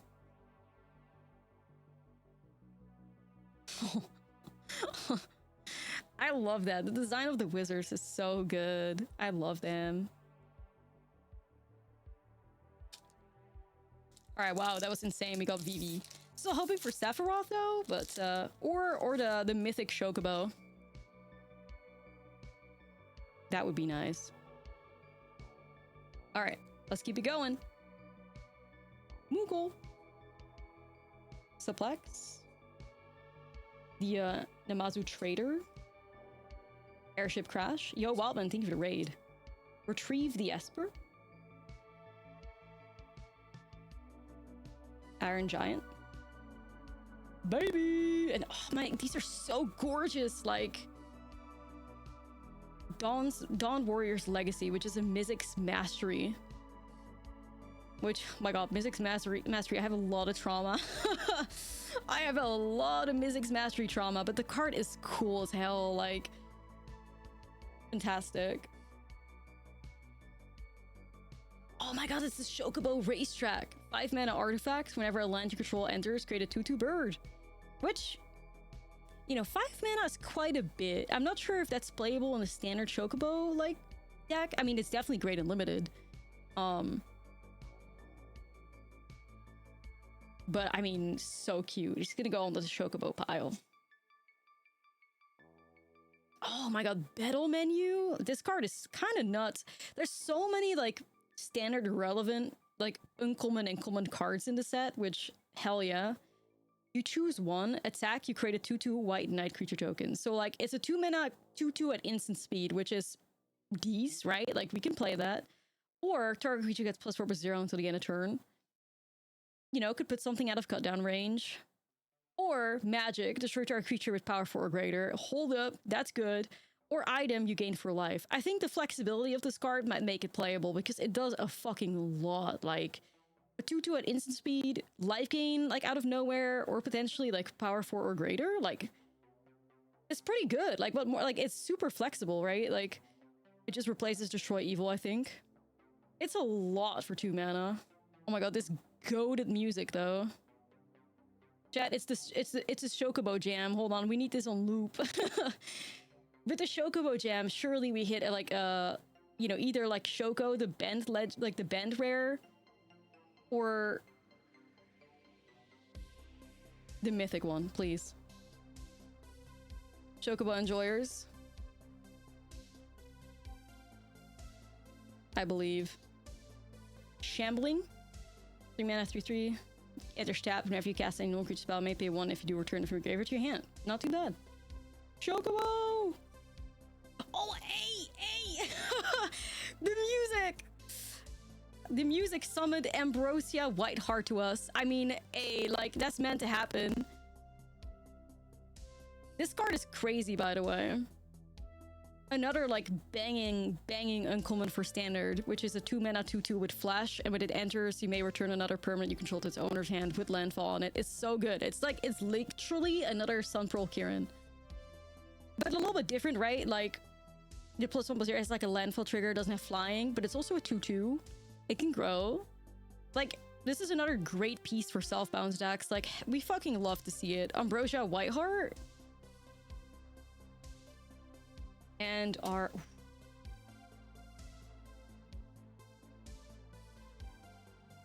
The Sacrifice. 1 mana instant. As an additional cost to cast this spell, sacrifice a legendary creature or pay 2. Counter target activate ability, triggered ability, or non-creature spell. That's like... Honestly... I feel like it's gotta be like an incredible card, surely. Even for like 3 mana. But like both like almost like a... For standard relevant words, like a... Shana and like a negate.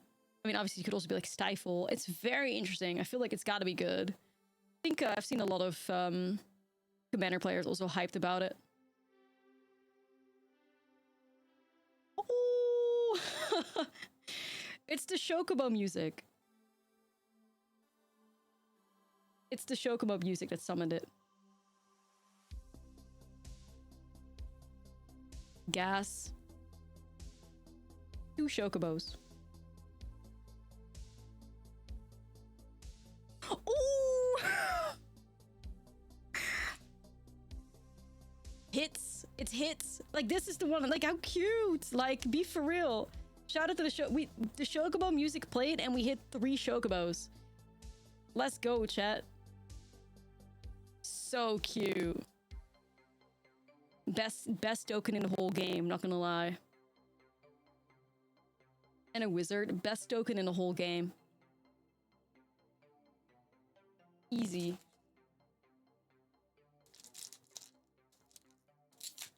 It's too easy.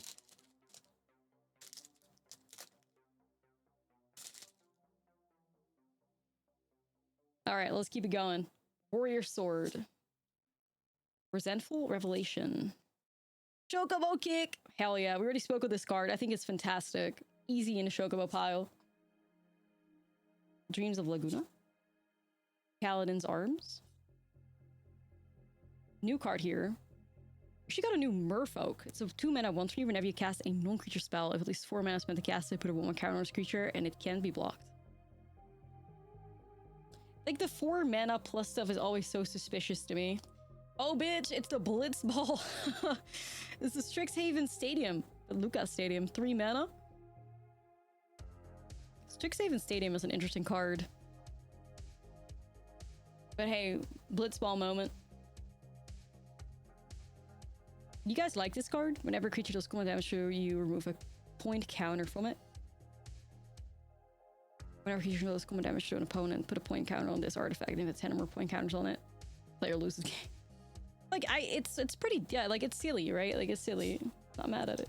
Oh my god, there she is again. Different style. Ambrosia Whiteheart. Oh my god, like, I don't know which one I like better. This style or, like, the other style. Probably both. Onto the Chocobo pile. The Demon Wall. Like, this card's crazy. Demon Wall. Creature type, Demon Wall. They cooked hard with this one. Took them probably a lot of like, you know, a lot of time and effort to come up with that. The Demon Wall is a Demon Wall is a Demon Wall. But honestly, like, hey, 2 mana demon, 3/3 defender, and as long as this creature has a counter on it, it can attack a certain defender. Like, technically speaking, you could shove like Parsi Revenant stuff on here or like something else. Yeah, it curves an annex. I'm like, I'm not sure if you want to be doing all that, but honestly. Oh, we got Ignis. When it enters, look at the top 6 cards of your library. You may put a land card from among them onto the battlefield tapped. Put the rest on the bottom of your library in a random order. Come up with a new recipe for 3 mana tap. You exile target card from a graveyard. If a creature card was exiled this way, create a food token, which I like the grab something stuff. The food stuff's interesting, but also like, town enabler. Yeah, for sure, for sure. Oh shit. You got Matoya. 3 mana 1/4. Whenever you scry or surveil, draw a card. Crazy, like, payoff for certain shenanigans in Commander. Yeah, like, you could do a lot of wild stuff with this one. I mean, I wonder if you even want something to do with this in Standard, to be honest. Like, it reminds me a little bit of, like, well, a little bit. Doom Whisperer Cracked. Yeah, I've seen people talk about that. Like, it's crazy. But yeah, it reminds me a little bit of this, 3-drop, like, Ixalan card that was also, like, a 1/4 that worked with, like, drawing, cards and stuff, which saw a little bit of play. I mean, I don't mind this thing. This makes your villains even stronger. Yeah, it can pop off. Oh shit, we got another rare. 2 rares.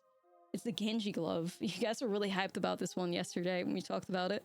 Equipped creature has a double strike whenever equipped creature attacks. If it's the first combat phase of the turn and tap it after this phase, there's an additional combat phase. Equip cost of 3. Yeah, it's like very, very flavorful, you know?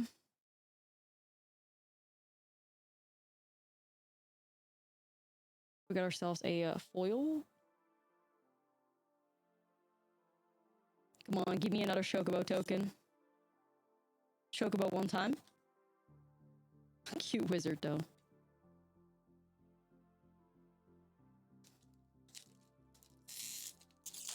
The FOMO glove. Yeah, the FOMO glove. All right. Another one. We got Fight On. Chocobo! Onto the pile. Shore Up, Magic Damper. Moogle. Girlfriend Ifrit. We're gonna have like we have a full playset of like Girlfriend Ifrit already. Blitzball.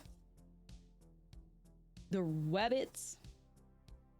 Ooh, oh my god. Light Up the Stage. Oh my god. I didn't even know that Light Up the Stage was like a reprinted with cool art. Oh my god, I love it. Holy shit, look at the art, y'all. Unbelievable. Stunning.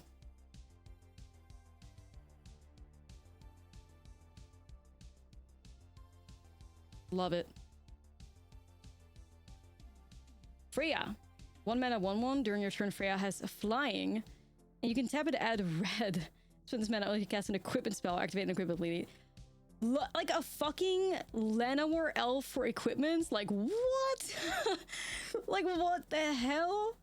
Must be like an auto include, because it's also kind of like equipment payoff, right?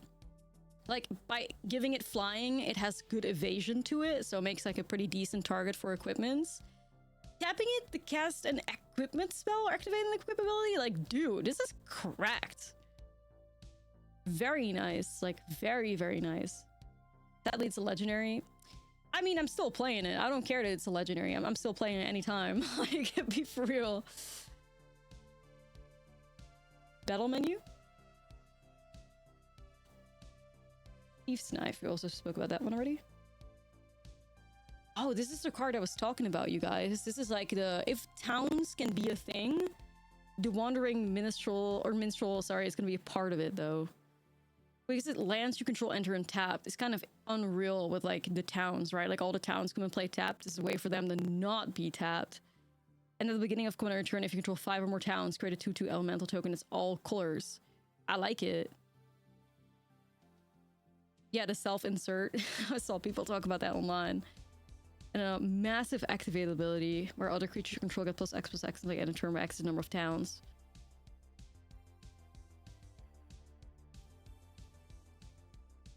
Yeah, it's kind of like, it's good. Like, I like it. Our merfolk. Ooh. Oh shit. Gas. The art cards already? Like, are you kidding me? Fire. Kefka. Or this is like the art for Ruinous Ultimatum reprint. It was so cool.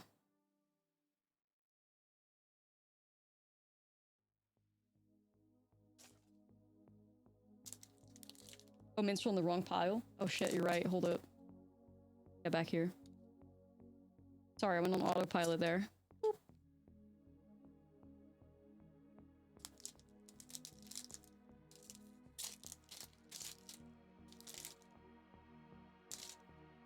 Yeah, Kefka's cool as hell. Alright. Flash of Light. The Elder. This reminds me of the first pack. This is the same order as the first pack we opened. Shinra Reinforcements. And the Fat Chocobo. Hell yeah. Pleasantly Plum Summon.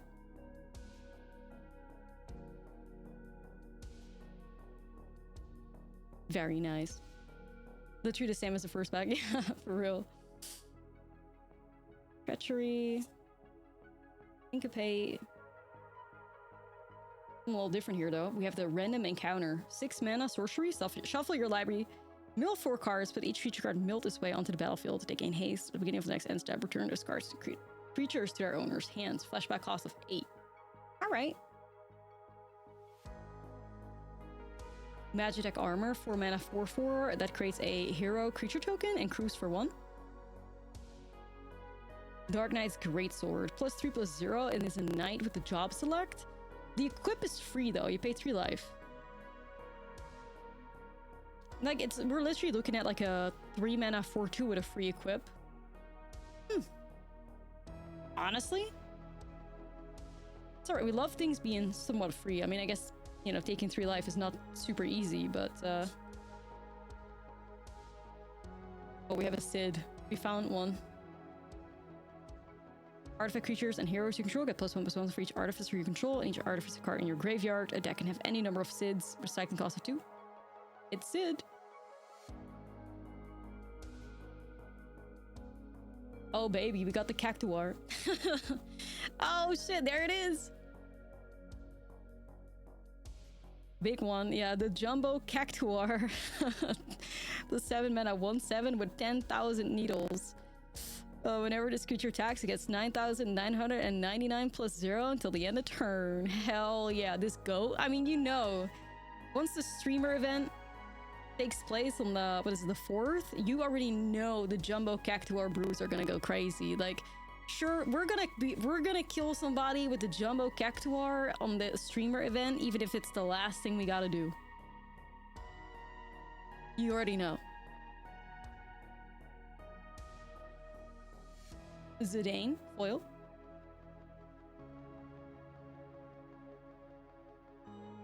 Oh my god, a foil Plains of 7th Heaven.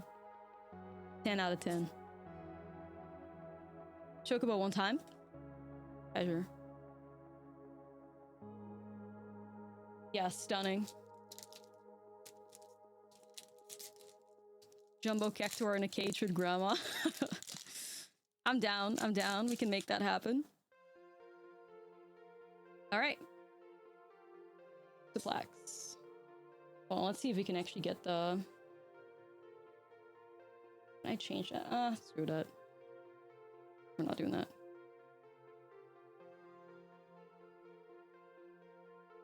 Wonder Rings. Merchant.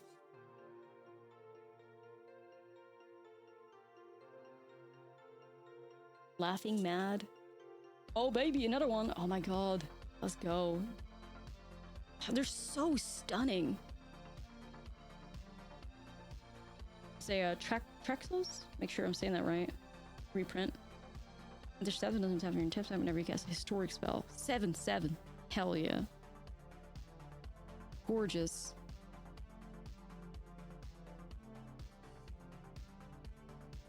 Oh, this card, dude? The Oprah Love Song? So, 2 mana instant. You exile the top 2 cards of your library. You may play those cards until your next end step, which is kind of like questing druid coded.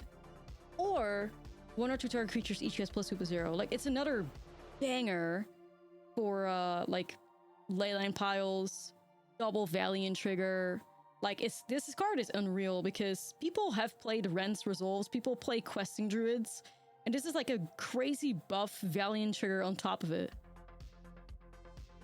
I wouldn't be surprised if like red players end up like playing the fuck out of this. It basically gives like mono red aggro access to questing druids, but also like potentially unbelievable like power out of nowhere. It's crazy. Oh shit, it's the poo-poo UFO. Yeah, this card's getting a lot of hype, and I think rightfully so. It's a 2 mana 0/4 artifact creature, construct alien, with flying, and you can tap it and you put a land card from your hand onto the battlefield. Which, important to note there, not tapped. Not tapped, which is kind of... Until the end of turn, this creature's base power and toughness prevent even number of towns. Is like very interesting. Yeah, you're like, okay, like this, if at first you look at it and you're like, it's fine, right? Like, and then you realize that it doesn't put him in play tapped, so it's like, oh, you know, then it gets a little bit serious all of a sudden. Black Waltz number 3, 4 mana 2/2, flying death touch. Whenever you cast a non-creature spell, Black Waltz number 3 does 2 damage to each opponent. Ultimatia, the Time Sorceress, 5 mana 4/5. Whenever it enters your text, reveal 2. Beginning of your end step, you may pay fucking 8 mana and exile 8 cards. And if you do, transform it into a 7/7. I think a rare is behind this. Oh, let it be banger. Oh, almost. Okay. Sarah Theron. We'll read it in a second. First, the back of Ultimatia, 7/7. When this creature transforms into it, take an extra turn. Oh, brother. Okay, Sarah. 3 mana 2/2. The first legendary creature spell you cast each turn, just 2 less to cast. That is stonks. At the beginning of combat on your turn, if you control 2 or more legendary creatures, you may transform it. That's easily done. Also, oh my god. Anyways. So it transforms into Crystallized Sarah, where the first legendary creature spell you cast each turn costs 2 less to cast, and legendary creatures get +2/+2. This is kind of like a crazy card. Not gonna lie. Like a heavy discount on legends, and then transforming it into an artifact that pumps them up while still keeping the discount is kind of wild. Like, very powerful. Shiva. I think we've seen this card yet, right? It's a 5 mana 4/5 enchantment creature. You have Heavenly for chapter 1 and 2, where you tap a target creature your opponent controls and put a stun counter on it. Diamond Dust, draw a card for each tapped creature your opponent controls. Cool art. Chocobo. Dude. Alright.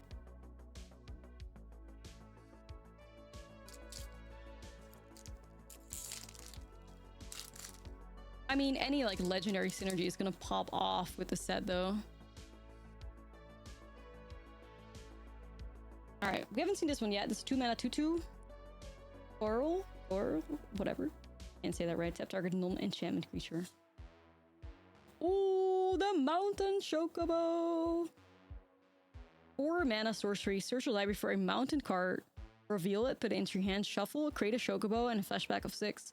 This is more like one of those, like, you know, you're happy to see this unlimited when you're playing Chocobos. But it's going onto our pile. It's a green Chocobo. Before you're here... The Gardener. I love the art on this guy. Scorpion Sentinel. Another one of these merfolk dudes. Grampol's Ochu. Chocobo! Oh my god, this is like 7 mana sorcery, affinity for towns, and you draw 4 cards. Like, dang!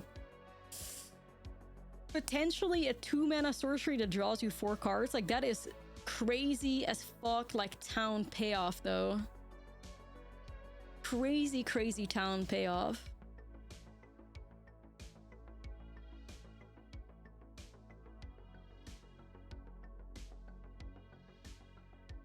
I like it. I wonder if towns can be... I mean, if towns ever becomes a thing, this is part of it. But in general, it's like incredible limited payoff anyways. On the Chocobo pile, because there's a Chocobo. The All Bad Salvagers. That was final act. 2 mana instant. Until end turn, target creature gets +1/+0 and gains when this creature dies, but the number of one counters equal to its power of one target creature. Here we go. Our rare Noctis. A 4 mana 4/3 with lifelink, and you may cast artifact spells from your graveyard by paying 3 life in addition to paying their cost. Cast a spell this way, that artifact enters with a finality counter on it. I quite like it. I wonder if it's just like a good commander, or if you could actually cook something up with this. Because it is it's a decent way for you to, like, you know, replay, I don't know, like synthesizers, whatever. Like, everybody hates on like artifacts. It's a way to buy them back. And it's a lifelink. I'm not mad at it. It's a lot of value. I could see it pop off, right? Because if you end up playing like blue-white for artifacts and you splash black, like I said this on stream, you get access to the Haunted Network. So like there's a good reason for you to be in Esper colors when you're working with artifacts. You know. Noctis and Aetherflux Reservoir. Yeah. Infinite with Mox Diamond and Aetherflux Reservoir. Holy shit. Alright, we'd love to see it. Oh! Xenos. Oh, I was so like hyped about this when it came out because it's just like the ultimate goofy ass like commander. It's a 5 mana 4/4 with My First Friend. When Xenos enters, you choose a creature an opponent controls. So in a turn, each creatures other than Xenos and a chosen creature get -2/-2. When a chosen creature leaves the battlefield, you transform it into this crazy-ass 8/8. And as the creature transforms, you choose an opponent, and when a chosen player loses game, you win the game. Like, I love... This design is just so funny to me. Like, I think it would make, like, the ultimate, like, janky, like, fun stuff commander, where you just choose one enemy and you just go after them the whole fucking game. I think it would be so silly to like build a commander deck like that. I really like it. I mean, obviously nothing about this is really like standard playable. It's fully a commander card, but it's so funny. Like, I really wanted to build a deck around this. Sapphire's Intervention.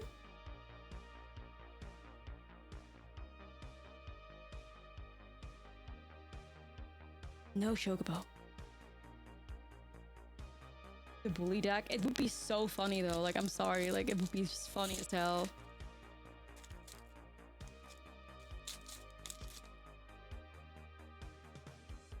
Alright, gamers. Another pack. The Fate of the Sunquist. Red Mage. Black Mage. We've seen this pack before. Merchant. Wanderings. Vincent's Limit Break. World Map. Which people were saying, like, Field of the Dead tutor. Oops, it might be true. Alright, Omega, the Heartless Evolution. Simic legendary artifact creature. 8/8. Wave Cannon. When Omega enters for each opponent, tap up to one target null and permanent opponent controls. X stun counters on it for each of those permanents, and you gain X life. Where X is the number of non-basic lands you control. This is chunky. Very expensive, but, you know. Chunky. Tifa's Limit Break. This Diva. 1 mana, instant, with the tiered, so you Somersault, and it gets +2/+2. You can also go Meteor Strikes, and for 3 mana, you double a target creature's power and toughness, which kind of like works with the Tifa card itself. And Final Heaven, where you triple a target creature's power and toughness. Just crazy. I mean, if you fire off like Final Heaven in Commander or some shit, should be good enough.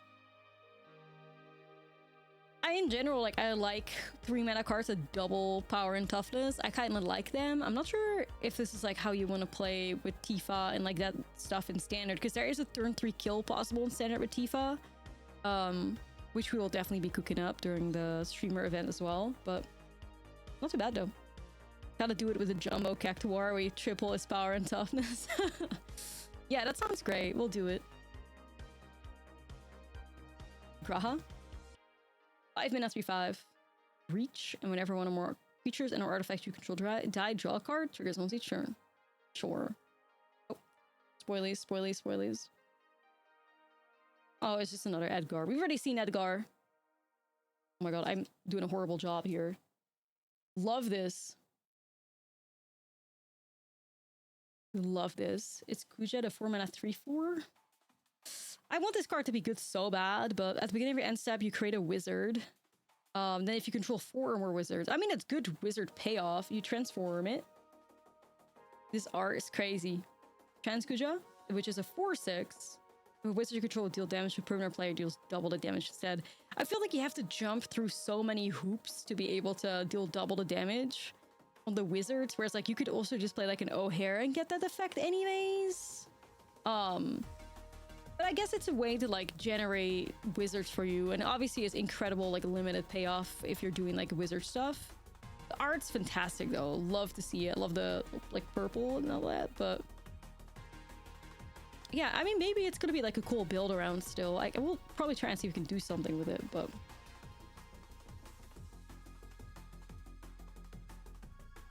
unexpected request. Insomnia. Ooh, stunning. Stunning. Summon Leviathan. Pretty.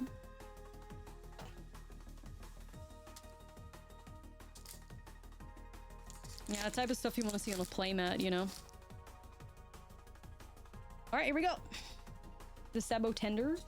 Love that little guy. Cornered by Black Mages. Commune with the Beavers. Still really hyped for this card. The Ice Flam. Our little cat beast again. Chocobo! I mean, you're gonna go onto the pile. White Mage's Staff.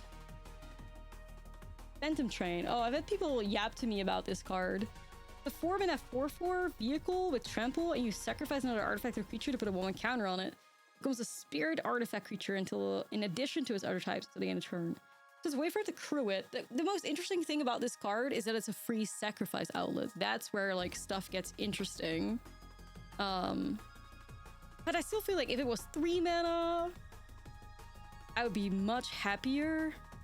Like, make it a 3 mana, like 3/3, and let's work with that. But also, like, it's not bad or anything. However, like, man, wish it was a bit cheaper.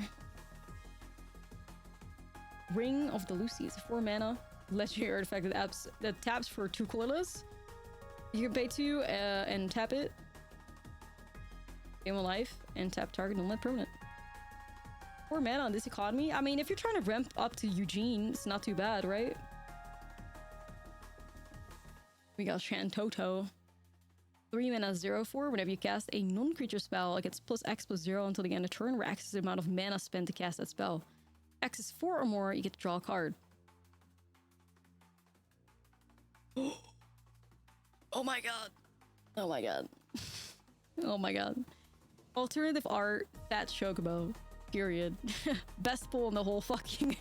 Best pull in the whole box, not gonna lie. It's so chunky. I love the Fat Chocobo. I need it as like a plushie or something. This is a banger. Best pull in the whole box, not gonna lie. I'm gonna say, unless we pull a Chocobo here, we get the Water Crystal, which another banger card for you know, commander. Blue spells goes one last. If an opponent would mill one or more cards, they mill that many cards plus 4. For 6 and a tap, each opponent mills cards equal to the number of cards in your hand. Sheesh. I think these crystals are very like sought after by commander players. This fat Chocobo though, that's a banger right there. That's a banger. Got a foil Circle of Power. One Chocobo, please. Oh! Oh, we did it! The Chocobos were like hiding in this pack. Let's go. Man, the Chocobo pile's looking pretty good, chat. Not gonna lie. Looking pretty good. Alright. Got our Eyeball. T-Rexar. Dragoon. Where's the Lulu pile? Yeah. Gallicat. Suplex. Carried with the Train. Trader. Vane's Treachery. Still think it's a good card, Vane's Treachery. Cargo Ship. Potential Cookie Moment. Gaius. This is a 4-mana 3/2, and when it enters, you choose 1. Each player sacrifices a creature token, sacrifices a non-token creature, or sacrifices an enchantment of their choice. I like the flexibility. It's kind of like Edict coded, but it hits enchantment and it's on a creature. I'm not mad at it.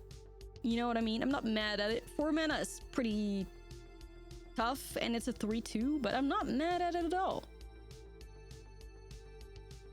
Not mad at it. Synergy would read that. Yeah, blinking it was also what I was thinking. Like, not mad at it. Oh my god, ride the shoe puff. Hell yeah. 2 mana enchantment with landfall. Whenever a land you control enters, you put a 1/1 counter on target creature. For 7 mana, it becomes a 7/7 beast. So I guess you turn it into a shoe puff. Ride is the shoe puff. Based moment in the game. It's green, yeah, sorry. We have like the goth lighting going on here. So the green looks a little black, but you know. I don't know if Chocobos wants this. Oh my god. Another Zidane, but this time around the cool art for it. I love this art style, it's incredible. Ooh, we got safer. Hold on. 4 mana 3/4. Whenever a creature you control attacks against double strike, or attacks alone against double strike, whenever it deals combat damage to a player, you may cast target instant source card mana of extra less graveyard without paying its mana cost. The spell will be put into graveyard exile instead. Very, very interesting. Like, we got all the Zidanes, yeah. It's a very interesting card. Replaying, like, mana of extra less instants and sorceries. Really tempting. The double strike's also just neat on top of it. I don't know. Feels like it could do some crazy stuff. Oh, wrong pile. There we go. The Grempulse. Foil Besaid. 1 Chocobo, please. It's a wizard, okay. We're nearing the end of the box here, you guys. 3 more packs. Honestly, it's been a banger so far. I don't think you can complain at all. Sephiroth hiding. Nah, it's true. Nah, it's true, it's true. Red Mage. Black Mage. Oh, here we go again. Airship. Retrieve the Esper. Sephiroth plus Yuna easy. Yes, Sephiroth easy hit. Fate of the Suncrist. Adventurer's Airship. Vane's Treachery. Vane's Treachery loves us. Like, okay. New card, Ria's Return. It's a 5-mana sorcery. Creature gets +3/+3 until the end of turn. Or you return those 2 target permanent cards from your graveyard to your hand. Alright. Oh, this one's cute. This is a 5-mana 4/4. Eminent Entry, create Angelo. which is a legendary 1/1 white dog creature token. Whenever Rinwa attacks, another target creature gets +1/+1 to the end turn for each creature you control. Very like commander coded, but very cute, right? Yeah, we got a VV. Angelo, you. Another new card, Prima Vista, is a 5-mana 5/3 with flying, and whenever you cast a non-creature spell, if 4 mana is spent to cast it, it becomes an artifact creature. And crew cost of 2. I mean, I guess it kind of like, yeah. Crystal Fragments, pretty decent. 1 mana equipment, equips for 1. Come on, man. Summon Leviathan. Okay, alright. So you get a 6 mana 6/6 with War 2, and you return each creature that isn't a Leviathan or a Kraken, Leviathan, Merfolk, Octopus, or Serpent, and until the end of the turn, whenever a Kraken, Leviathan, Merfolk, Octopus, or Serpent attacks, you get to draw a card. Potential Yuna moment. Crazy one though.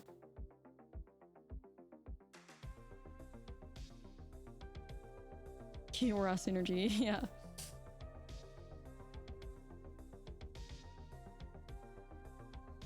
Art card. This baddie.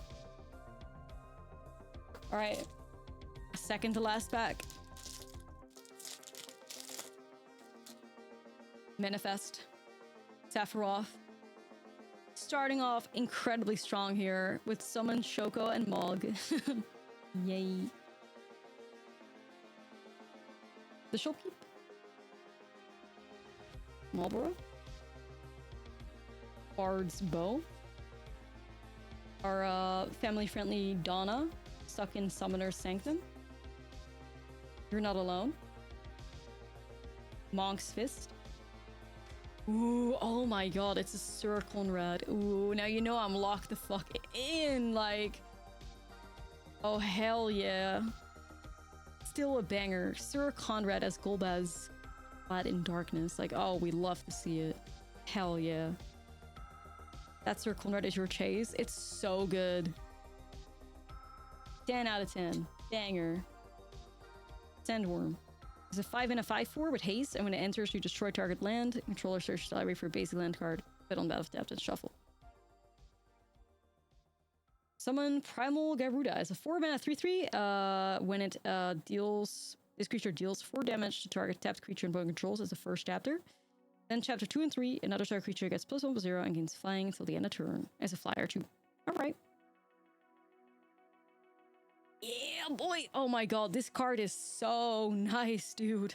Diamond Weapon, it's in fucking 9 mana, 8/8. But it costs 1 to cast for each permanent card in your graveyard with reach. And you prevent all combat damage will be dealt to Diamond Weapon. This card is so insane. It's like such payoff for the Golgari self-mill synergies. Like, oh my. It's so good. Like, this is so good. This is so incredibly standard playable. Like, oh my goodness, I'm so hyped. It's an artifact creature too. Go for the throat, not touching it. So insane.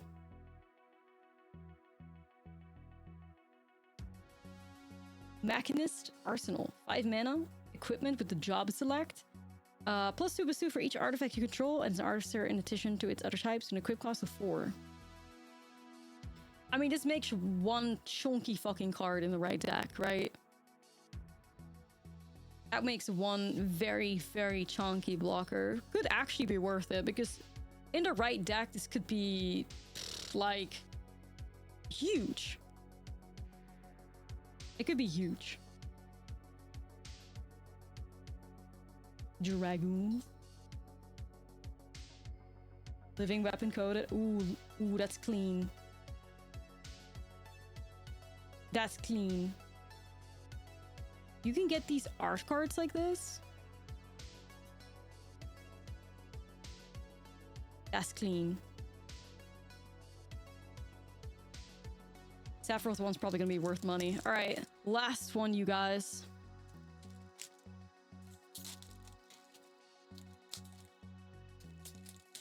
Praise. Yeah. Sephiroth, show up. Weapon vendor. Haste magic. Tech Dives. Town Greeter. Goat. Blitzball. Oh my god. Imperial City Arcades, which is the Wall of Omens. So fun. Oh my god, beautiful though. Beautiful, beautiful. Shiva.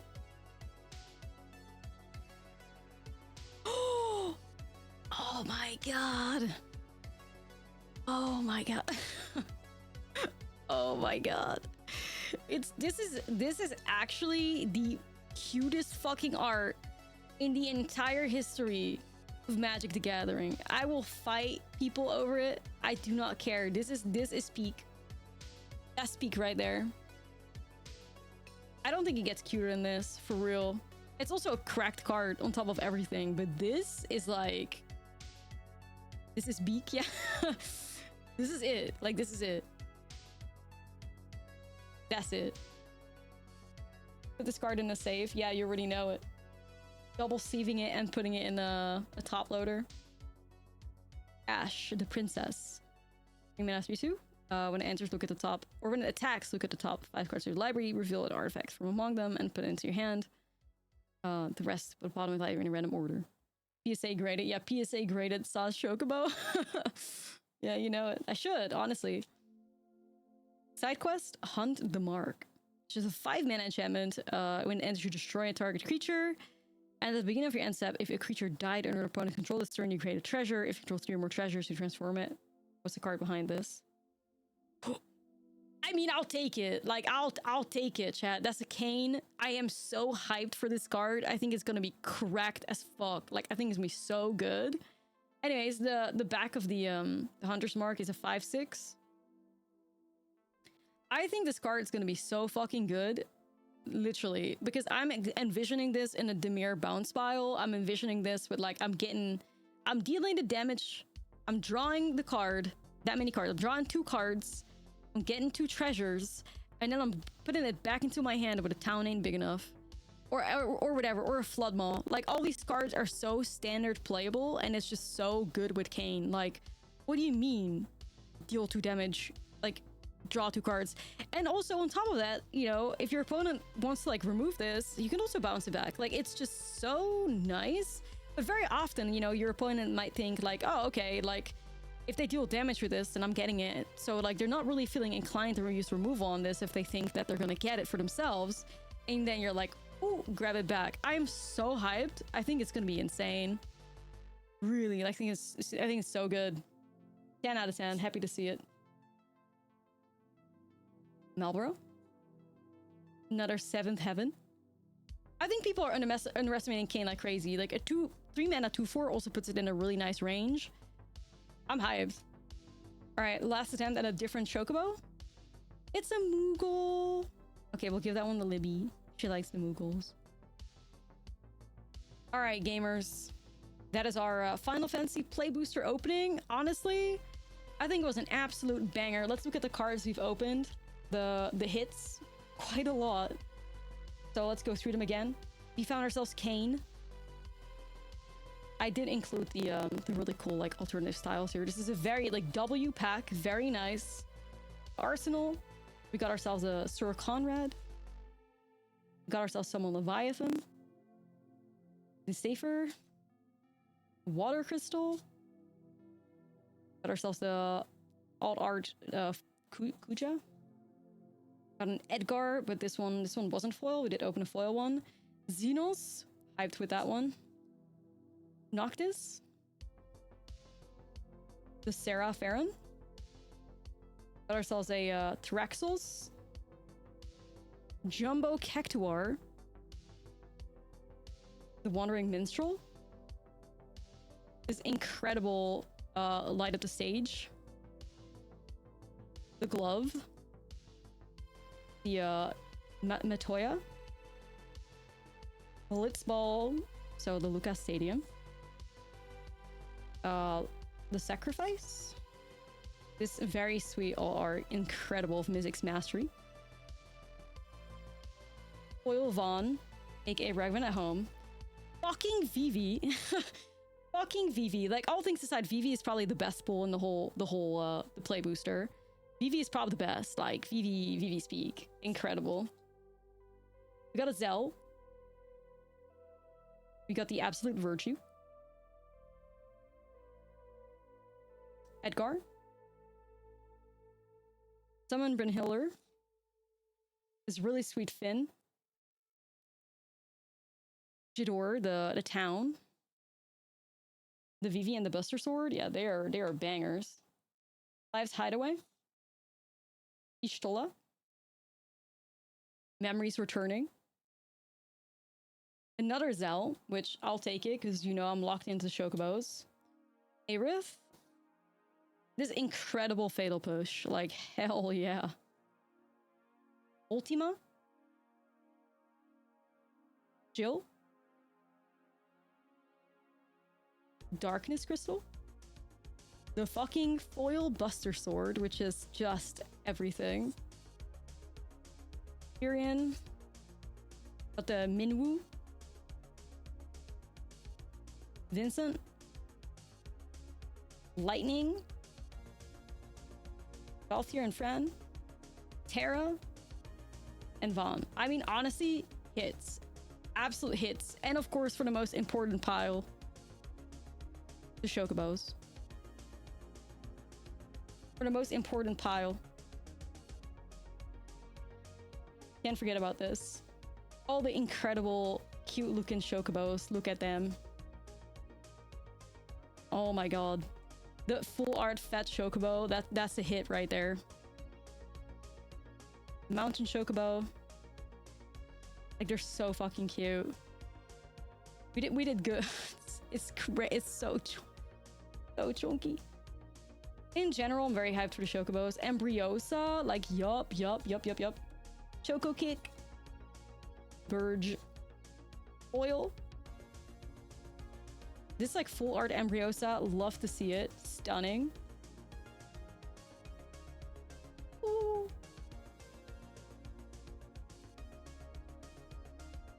Burge. I have enough Chocobo tokens to last me forever. Choco Comet. Barts and Boo, which, hell yeah. Affinity for birds. That's a dream. Raise a Chocobo, which gets us the Goth Chocobo. And summon Choco and summon Fat Chocobo. Beautiful. Beautiful right there. All right, that's our pack opening, you guys. What would we give it? I would give this, like, play booster like a solid 8 out of 10. Play booster box. Solid 8 out of 10. Maybe a bit higher than that, honestly. It's not like crazy. I think an 8 out of 10 I'm pretty happy with. No Sephiroth, 6 out of 10. Choco out of 10. Yeah, I would have still liked to pull the band Chocobo or like the mythic Chocobo, but honestly,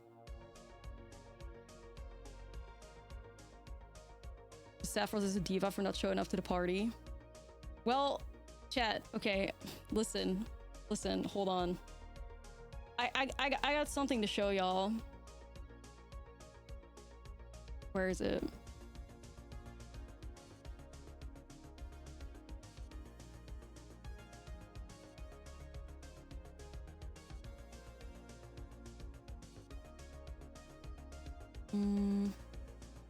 Let me see, why is this not being captured?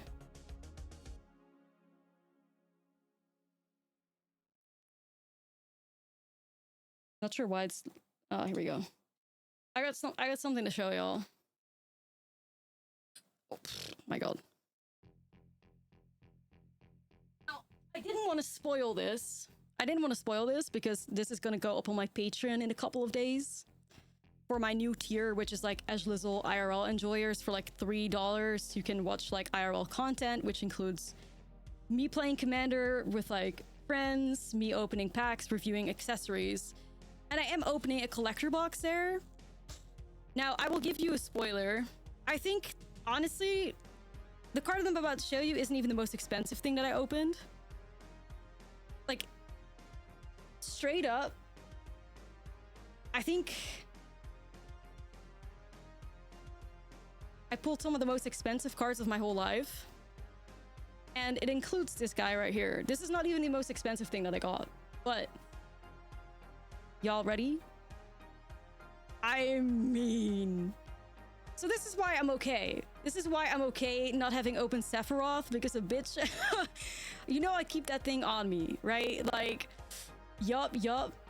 I keep that thing on me. So if you want to see my reaction to that, where I absolutely lose my shit, you gotta, you know, get on the Patreon IRL tier. No, this is from the collector. But I was okay with not hitting Sephiroth, because holy shit, like, I know. That's that collector like opening is gonna, and the thing is, if you see this shit, you guys, and when I'm telling you this is not even the best thing that I opened, like, imagine, because this thing is already insane, right? Like, it's insane, but the fact that it can get better than this, y'all, gets me hyped. I'm playing Final Fantasy VII on the side on my own. It's insane. Like, I'm not giving spoilies, but I was really stoked. The golden chocobo? Nah, like, if I had the golden chocobo, like, listen, no spoil. If I had the golden chocobo, I'd probably just like frame it behind me and like be flexing. No, as a matter of fact, I would turn that golden chocobo into a chain. You know, like I'll put it in the like in glass casing, and I'll make it a chain, and I'll just walk around with that if I had it.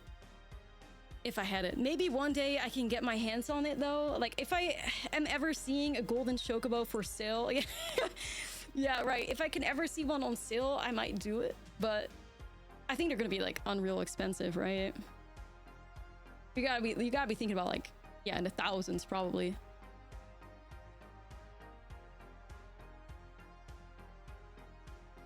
Yeah, I don't know. Nah, 100k, nah, surely not that expensive. I mean, I have no idea. I will probably never be able to afford one, but, you know, really enjoyed this though. It was a lot of fun. Maybe at some point we find the money to invest into a collector box again as well. But yeah, I think it's gonna be crazy expensive. Only 77 of them will be 100k. Fuck, man, I can't. If that's true, I'm cooked, but hey. And I'm not walking around with a golden chocobo. Crazy. But anyways, that was our little pack opening here. I guess it's time to dive into Arena. Thank you so much for joining in. It was a good one.